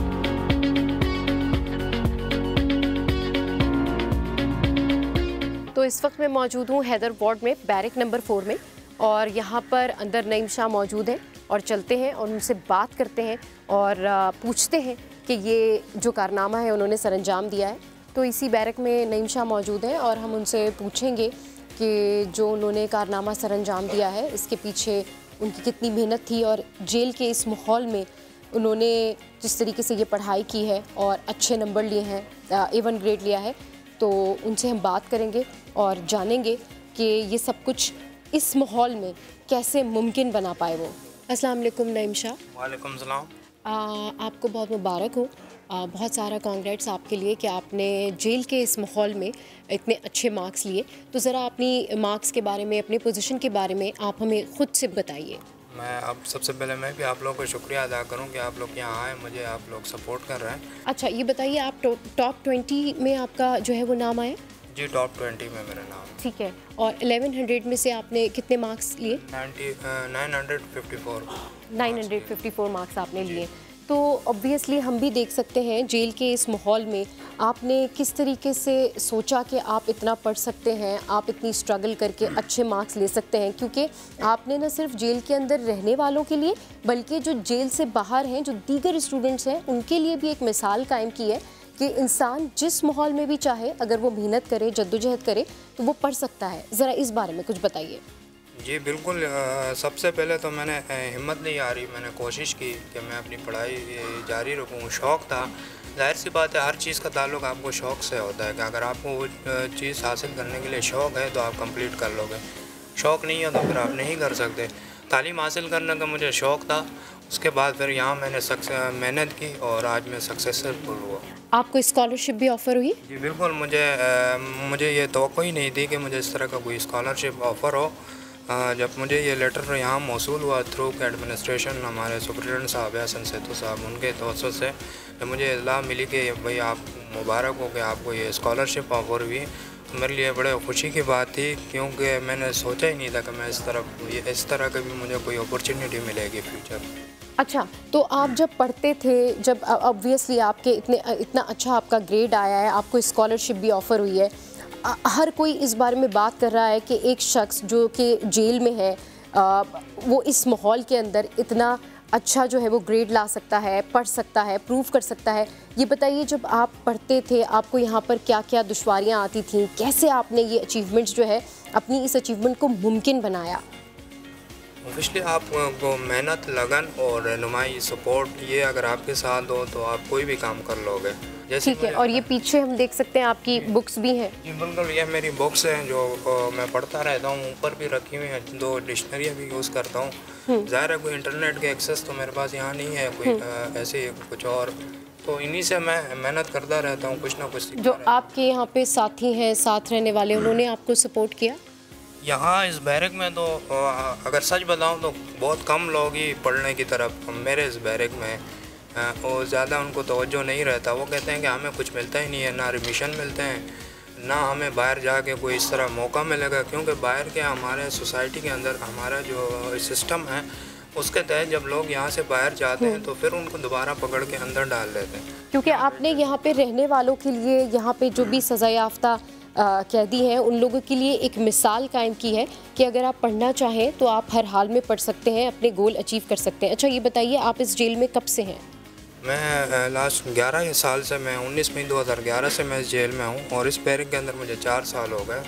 तो मैं आपके चैनल के तवज्जुह से फिर मैं इस जेल को, तमाम जेलों में जितने भी प्रिजनर हैं, सबको मैं मैसेज दूंगा कि पढ़ें। तालीम से आप अपना फ्यूचर बना भी सकते हैं और अपने आप को में चेंजिंग भी ला सकते हैं। ठीक है, आपके ऊपर क्या चार्जेस थे? मैम मेरे ऊपर सेक्शन 302 के तहत मैं यहाँ पिछले 11 साल से हूँ। अच्छा, और अभी आपकी सज़ा कितनी रह गई? मेरी तो इस वक्त अपील भी सिंध हाई कोर्ट में मेरे समाअत हैं। मेरे एडवोकेट है सलाउद्दीन गंडापुर साहब, जो साबिक सिंध बार एसोसिएशन के सदर भी रहे और पिछले 5 सालों से मेरे केस को वही फॉलो कर रहे हैं कोर्ट के अंदर। थोड़ा सा अगर आप अपने केस के बारे में भी बताना चाहें, आप पे क्या एलिगेशन है, आप पे क्या सज़ा थी, मतलब कि आप थोड़ा सा अपने बैकग्राउंड के बारे में बताना चाहें। मैम इस वक्त तो ऑलरेडी कोर्ट में मेरे केस पेंडिंग पर है, तो मुझे थोड़ा सा एहतियात भी करना चाहिए क्योंकि कानूनी मामला होते हैं। घर में आपके कौन कौन हैं? घर में मेरी फैमिली में मैं वालिद साहब 2018 को यहीं मैं जेल में था, वो उनके इंतकाल हुआ 19 अप्रैल 2018 को मेरे वालिद साहब का इंतकाल हुआ। तो उन दौरान भी मैं, यकीन करें मैं आपको सच बता रहा हूँ कि जिस रात मुझे ये इंफॉर्मेशन मिली, सुबह मैं क्लास गया था, अपनी क्लास अटेंड की थी। आपने अपनी क्लास अटेंड की थी। आपकी वालदा को हमने देखा था, आपकी वालदा आई थी, मिली थी आपसे, क्या जज्बात थे उनका, क्या कहना था उनका? 5 साल बाद मैं उनसे आज गले मिला, मुझे वालदा ने भी गले लगाया, मैंने भी लगाया। तो आपको एहसास हुआ होगा कि जब इंसान अच्छा काम करता है, पढ़ता है, लिखता है, आगे जाता है, तो फिर उसको इसी तरह की अप्रिसिएशन मिलती है। कोई रेग्रेट है आपको? जी बिल्कुल, ये जब आप कोई अच्छा करेंगे तो आपको फैमिली और सब सपोर्ट करेंगे। अभी आप क्या चाहते हैं?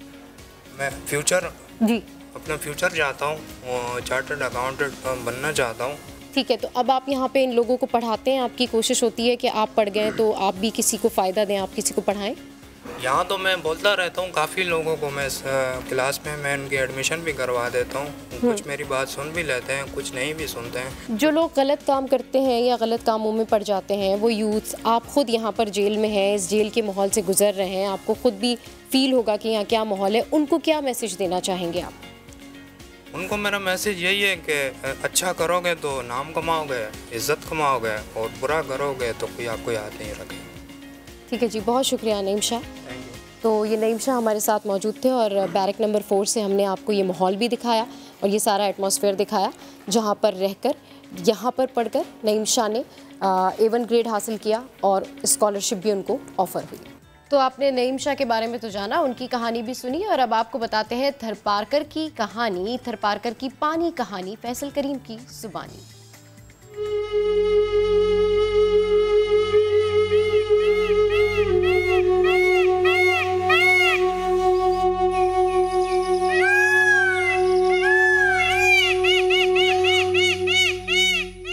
थर, जहां पानी सोना है, पानी चांदी है, पानी बेशकीमती है, मगर पानी बेशबहा नहीं।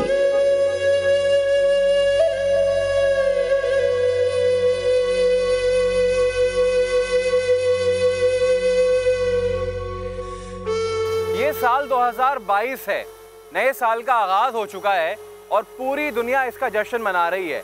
लेकिन पाकिस्तान के सूबे सिंध का इलाका थरवासी अभी भी सदियों पुराने तरीके से पानी निकालने पे, खुद पीने पे और अपने मवेशियों को पिलाने पे मजबूर हैं। आखिर कब इनके हालात बदलेंगे, कब हुकूमत इनका साथ देगी? हुकूमत तो दावे करती है, हुकूमत तो वादे करती है कि उसने आरओ प्लांट्स भी लगाए हैं और पानी को फिल्टर भी कर रही है। उसमें कितनी हकीकत है, कितनी सच्चाई है और थरवासी अपनी किस्मत बदलने के हवाले से कोई उम्मीद रखते हैं या नहीं रखते हैं? आज के शो में यही बात होगी।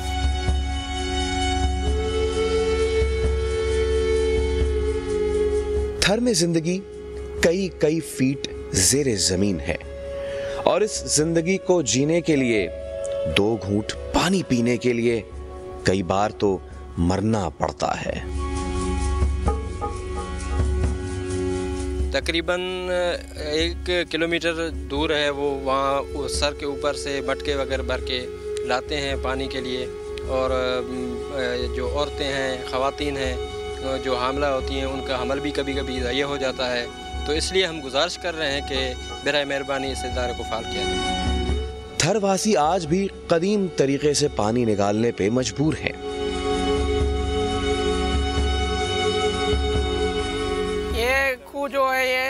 पाकिस्तान कायम होने से पहले का है। सुबह से शाम तक पानी निकालते हैं, फिर चौपाई माल आता है, पी लेते हैं, फिर घर जाते हैं, फिर आता है पानी पीने के लिए।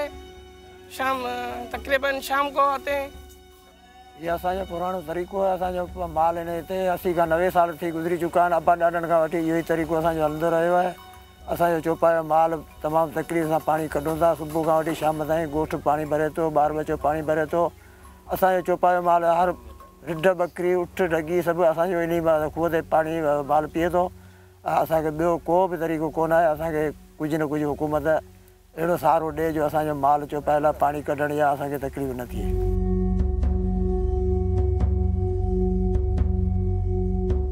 इस तपते सहरा और गर्म धूप वाले खित्ते में यहाँ के वासियों का पानी हासिल करने का ये कदीम पुराना तरीक़ा इनका वाहिद सहारा मालूम होता है। क्यों? क्योंकि हुकूमत ने जो वादे किए, जो दावे किए, जो आरओ प्लांट लगाए, वो कितने फंक्शनल हैं और कितने नॉन फंक्शनल। हुकूमत तो कहती है कि हमने बहुत काम किया, तो इस बहुत काम के पीछे क्या हकीकत है और क्या फसाना, चलिए जानते हैं।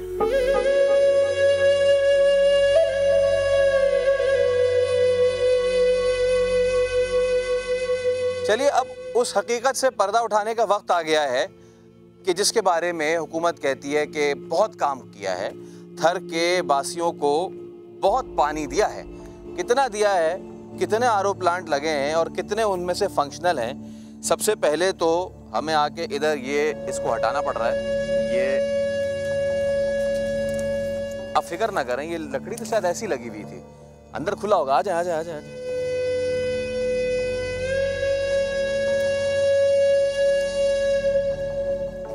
ये जाले सिर्फ यहाँ लगे हुए, लेकिन फिक्र ना करें, अंदर सब चल रहा होगा।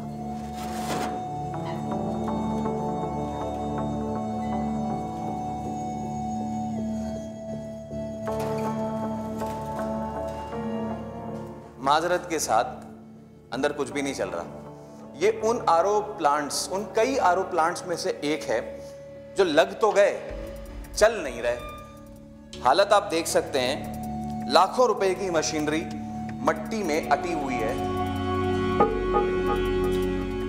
और कोई पूछने वाला नहीं है। ये मट्टी आप देख सकते हैं कितनी ज़्यादा है। इसके अलावा कुछ जो यहाँ पे मशीनरी है, जंग भी उसमें लग रहा है, ख़राब भी हो रही है। और तो और मेंटेनेंस का ये आलम है कि इसमें से अब ये जाले भी जो है यहाँ पे लग चुके हैं। तो ये था हुकूमत का वो दावा जो उसने किया हुआ था कि हमने बहुत आरओ प्लांट्स लगाए हैं। एक तो हमने आपको दिखाया, इस तरह के कुंडार शुमरा गांव जैसे कई गांव हैं कि जहां पे आरओ प्लांट्स तो हैं लेकिन फंक्शनल नहीं है। कुछ मुकम्मल बंद तो कुछ अध खुले प्लांट्स हुकूमती कारकर्दगी का मुंह चिढ़ा रहे हैं। घर का मसला पानी, पानी के मसले का हल आरओ फिल्टर प्लांट्स, लेकिन वो सारे आरओ फिल्टर प्लांट्स खुद मसले मसाइल का शिकार हैं। ऐसे में जहां बहुत सारे आरओ प्लांट्स बंद है, वहीं पे एक हमें ऑपरेशनल भी मिला। अब ये कैसे हुआ, आइए जानते हैं। अभी ये साल हुई है ना, वो ख़राब पड़ा, सही चलता नहीं है, अभी पानी मिलता नहीं है। मेरा भी घर इधर नज़दीक है, हम दूर दूर से पानी लेकर आते हैं, ये लगाने का कोई फ़ायदा नहीं हुआ है हमें। और बंद क्यों ना हो, जिनको ये चलाना है उनको तनख्वाह ही नहीं मिलती। वजह यह है तो आरओ प्लान है वो मैंने उन्होंने पगार नहीं मिलता है, सोरा मेहनत है, रोडन पे आया का पगार नहीं मिलता है, डीसी के जवाब देता है, काब तक नहीं है। तकरीबन इसको 16 माह हो गए जो हो चुके हैं, ये पानी नहीं मिल रहा है यहाँ। जब लोगों का देरीना मसला पानी हो और सहरा के बीचों बीच हुकूमत उनके मसले का हल इस तरह धोखेदही की सूरत में दे, तो वो लोग क्या करें? क्या सूख के मर जाएं या फिर अपनी मदद आपके तहत अपने बलबूते पे खड़े हों और ना सिर्फ खुद पानी का इंतजाम कर लें बल्कि सहरा को गुलिस्तान भी बना लें? कैसे, चलिए दिखाते हैं।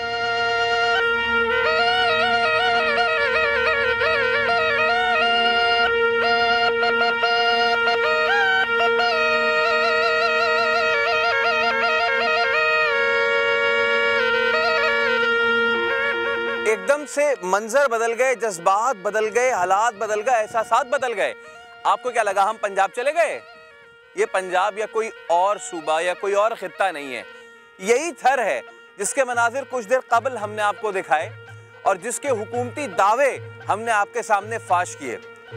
थर के लोग ये जान गए हैं कि अगर हुकूमत दे या ना दे, हमारे पे न रहना, खुद जागते रहना। तो अब खुद ये जाग गए हैं और जहां कहीं रेत और सहरा होता था, अब वहां पे लहलहाते खेत आ गए हैं।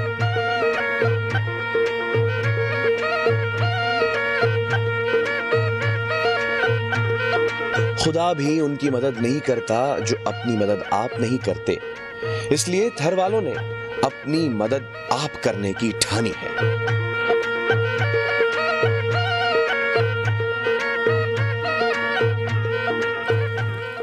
वो कहावत मशहूर है ना कि मछली खिलाने से बेहतर है कि मछली पकड़ना सिखाएं। थर के लोग इससे बखूबी वाकिफ हो गए हैं और कहते हैं कि आटा बांटने से बेहतर है आटा उगाना सिखा दें। थर के लोग और कुछ एनजीओज ने मिलके यहाँ पे एग्रो फार्मिंग का आगाज किया है। अब ये क्या चीज़ है और इससे थर की ये बंजर ज़मीन कैसे सैराब हो रही है, आइए चल के आपको दिखाते हैं। जहां एक आरओ प्लांट की लागत 20 से 25 लाख आती है और वो किसी काम का भी नहीं है, ना चलता है, ना लोगों को पानी फराहम करता है, वहीं पे एक एग्रो फार्म की पूरी यूनिट की कॉस्ट 4 से 5 लाख रुपए पड़ती है, जो कि आरओ प्लांट के मुकाबले में इंतहाई सस्ती है। दूसरा इसका मैकेनिज्म यह है कि सोलर पैनल्स के जरिए बोरिंग की तरीके से ये पानी यहाँ से निकलता है और उसके बाद इस पानी को ये ना सिर्फ अपने पीने के लिए इस्तेमाल करते हैं बल्कि अपनी ज़मीनों को सैराब भी करते हैं और खेती बाड़ी के लिए भी इस्तेमाल करते हैं। 1 एकड़ से जायद की ज़मीन पे थर में आम की एक बिल्कुल ही मुख्तलिफ किस्म की जो है वो वैरायटी उगा दी गई है, जिसको सेंसेशन मैंगो कहते हैं। और ये आपके सामने पानी भी इसका शुरू हो चुका है। यहीं से ये पानी ना सिर्फ आम की इस फसल को सैराब करता है बल्कि वो दूर सरसों की फसल भी इससे सैराब हो रही है। और इसके साथ साथ यहाँ पे खजूर की फसलें हैं जो कि ग्रो यहाँ पे की जा रही हैं, यानी कि थर के लोग अब अपनी मदद आप कर रहे हैं।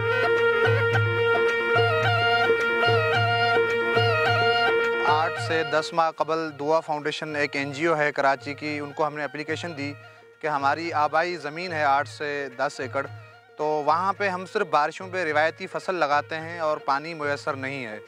तो हमारे यहाँ पानी की बहुत बड़ी तकलीफ़ थी, पीने के पानी का भी बड़ा मसला था और फिर मवेशी के लिए भी। थरपारकर के अंदर एग्रीकल्चर का होना ज़ाहिर है एक नई बात थी हमारे लिए। 2 से 4 माह कबल हमने कुछ सब्जियाँ हम यहाँ पे लगाई थी, लौकी, टिंडे और भिंडी। और इस वक्त जो आप देख रहे हैं सरसों की 1 से 1.5 एकड़ पर फसल लगी हुई है, बहुत ही शानदार फसल है।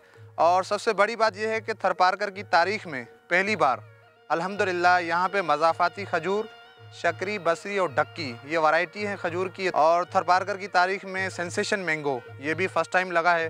सबसे बड़ा इस वक्त जो फ़ायदा हो रहा है, हमें तो अंदाज़ा नहीं था कि हमारी इनकम जनरेट हो रही है। ये सरसों की फसल है, सामने आप देख रहे हैं। इस 1 एकड़ पे हमने 20,000 रुपये खर्चा किया है और हम उम्मीद करते हैं, आप खुद देख सकते हैं, एक अच्छी फसल लगी हुई है और 1 से सवा लाख की आमदनी इससे हासिल होगी। और इससे ये फ़ायदा होगा कि इससे पहले हम लोग जो हमारे आबा व अजदाद जाते थे भट्ठों पे मज़दूरी के लिए, अब वो वहाँ नहीं जाएंगे, वो इज़्ज़त से अपना रोज़गार कमाएंगे हमारी अपनी ज़मीनों के अंदर। असांखे हिन हालात में जेको पहिरीं हालात असांजो असीं भट्ठनि ते मज़दूरी कंदा हुआसीं, रुलंदा हुआसीं, थाॿा धिका खाईंदा हुआसीं। हींअर शुक्र अल्हम्दुलिल्लाह असांजो माना शुक्र गुज़ार आहियूं। बहरहाल असांखे मौला साईं ॾिनो चानस हिकिड़ो कंहिं संगत जे तरफ़ां ॿुधई न, असीं ख़ुशि आहियूं।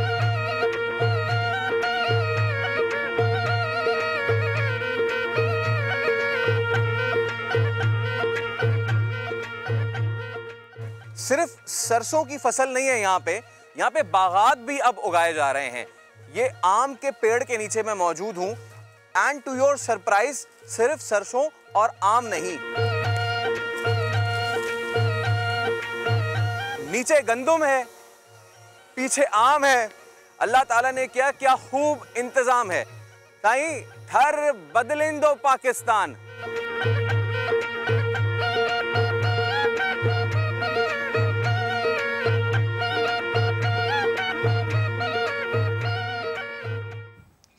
तो आपने ये कहानी देखी। इस वक्त आपको बताएं कि इलेक्शन कमीशन के बाहर पीटीआई रहनुमा फारूक हबीब मीडिया से गुफ्तगू कर रहे हैं। था जिस चक्कर में रिश्वत लेके मशीरे हवाबाजी लगाया था, उसके बाद कितने फायदे लिए थे, इन तमाम चीज़ों का हिसाब देना पड़ेगा। ना PMLN ना पीपल्स पार्टी, ना इनकी कैश रिसीप्ट्स मिलती हैं, ना बैंक रिसीप्ट्स मिलती हैं, ना बैंक ड्राफ्ट मिलते हैं, ना बैंक स्टेटमेंट से इनका कोई रिकॉर्ड मिलता है, जबकि हमने ये तमाम चीज़ें जो हैं वो जमा करवाई हुई हैं अपने हिसाब के साथ। बतौर से पैसे आते हैं क्योंकि करप्शन का पैसा होता है। हमारा पैसा जो है वहाँ से ओवरसीज पाकिस्तानियों ने पाकिस्तान के अंदर अपनी पसंद की पॉलिटिकल मूवमेंट को फंड करने के लिए पैसे दिए हैं, तो हम बैंक अकाउंट के अंदर लेकर आए हैं, बैंकिंग चैनल से आए हैं, हमारे UBL के बैंक अकाउंट के अंदर आए हैं, वो बैंक अकाउंट भी डिक्लेयर्ड है, जिस बंदे ने वो पैसे भिजवाए हैं वो भी डिक्लेयर्ड है, तो लिहाजा कोई चीज़ छुपाने की नहीं है। अब सिर्फ मैं सिर्फ ये पूछना चाहता हूँ अकबर एस बाबर से कि उनके पल्ले क्या रह गया है। उनके खिलाफ जो चार्जशीट लिखी है स्क्रूटनी कमेटी ने, उसके बाद उनके पल्ले कुछ भी नहीं रहा। यही वजह थी कि आज इलेक्शन कमीशन में उनके वकील जो है वो रोना धोना शुरू किया हुआ था, शोर मचा रहे थे, आवाज़ को ऊंचा कर रहे थे। कमीशन की जो वहाँ पर एहतराम है उसका भी जो है वो ख्याल नहीं रखा जा रहा था। लेकिन मैं फिर इनको कहूँगा कि इनके पास ना स्क्रूटनी कमेटी में कुछ निकला है, ना ही इंशाल्लाह आगे जो इलेक्शन कमीशन की हियरिंग है उसमें कुछ निकलेगा। साहब ये बताइएगा, इस्लामाबाद में स्पेशली सोशल मीडिया पे अफवाहें चल रही हैं कि इमरजेंसी लग रही है, असम्बलियां जा रही हैं और सदारती निजाम आ रहा है, इससे क्या कहेंगे? देखें, आज तो इलेक्शन कमीशन के हवाले से इजलास था, मुझे तो इसकी मालूमात है, बाकी आपको शायद मेरे से ज्यादा मालूमात हो, मुझे कोई मालूमात नहीं। बतौर वज़ीर आप बता रहे हैं कि कोई इमरजेंसी की मेरे ख्याल में तो आज का इशू तो जो है वो फंडिंग केस है। जिस हवाले से आप बात कर रहे हैं ये मेरी नॉलेज में भी नहीं है, ना मेरी इन्फॉर्मेशन। नहीं, आजकल जो स्टोरी चल रही है वो 4 बंदे नून लीग ढूंढ रही है जो चुपके चुपके रात को जाके मिले।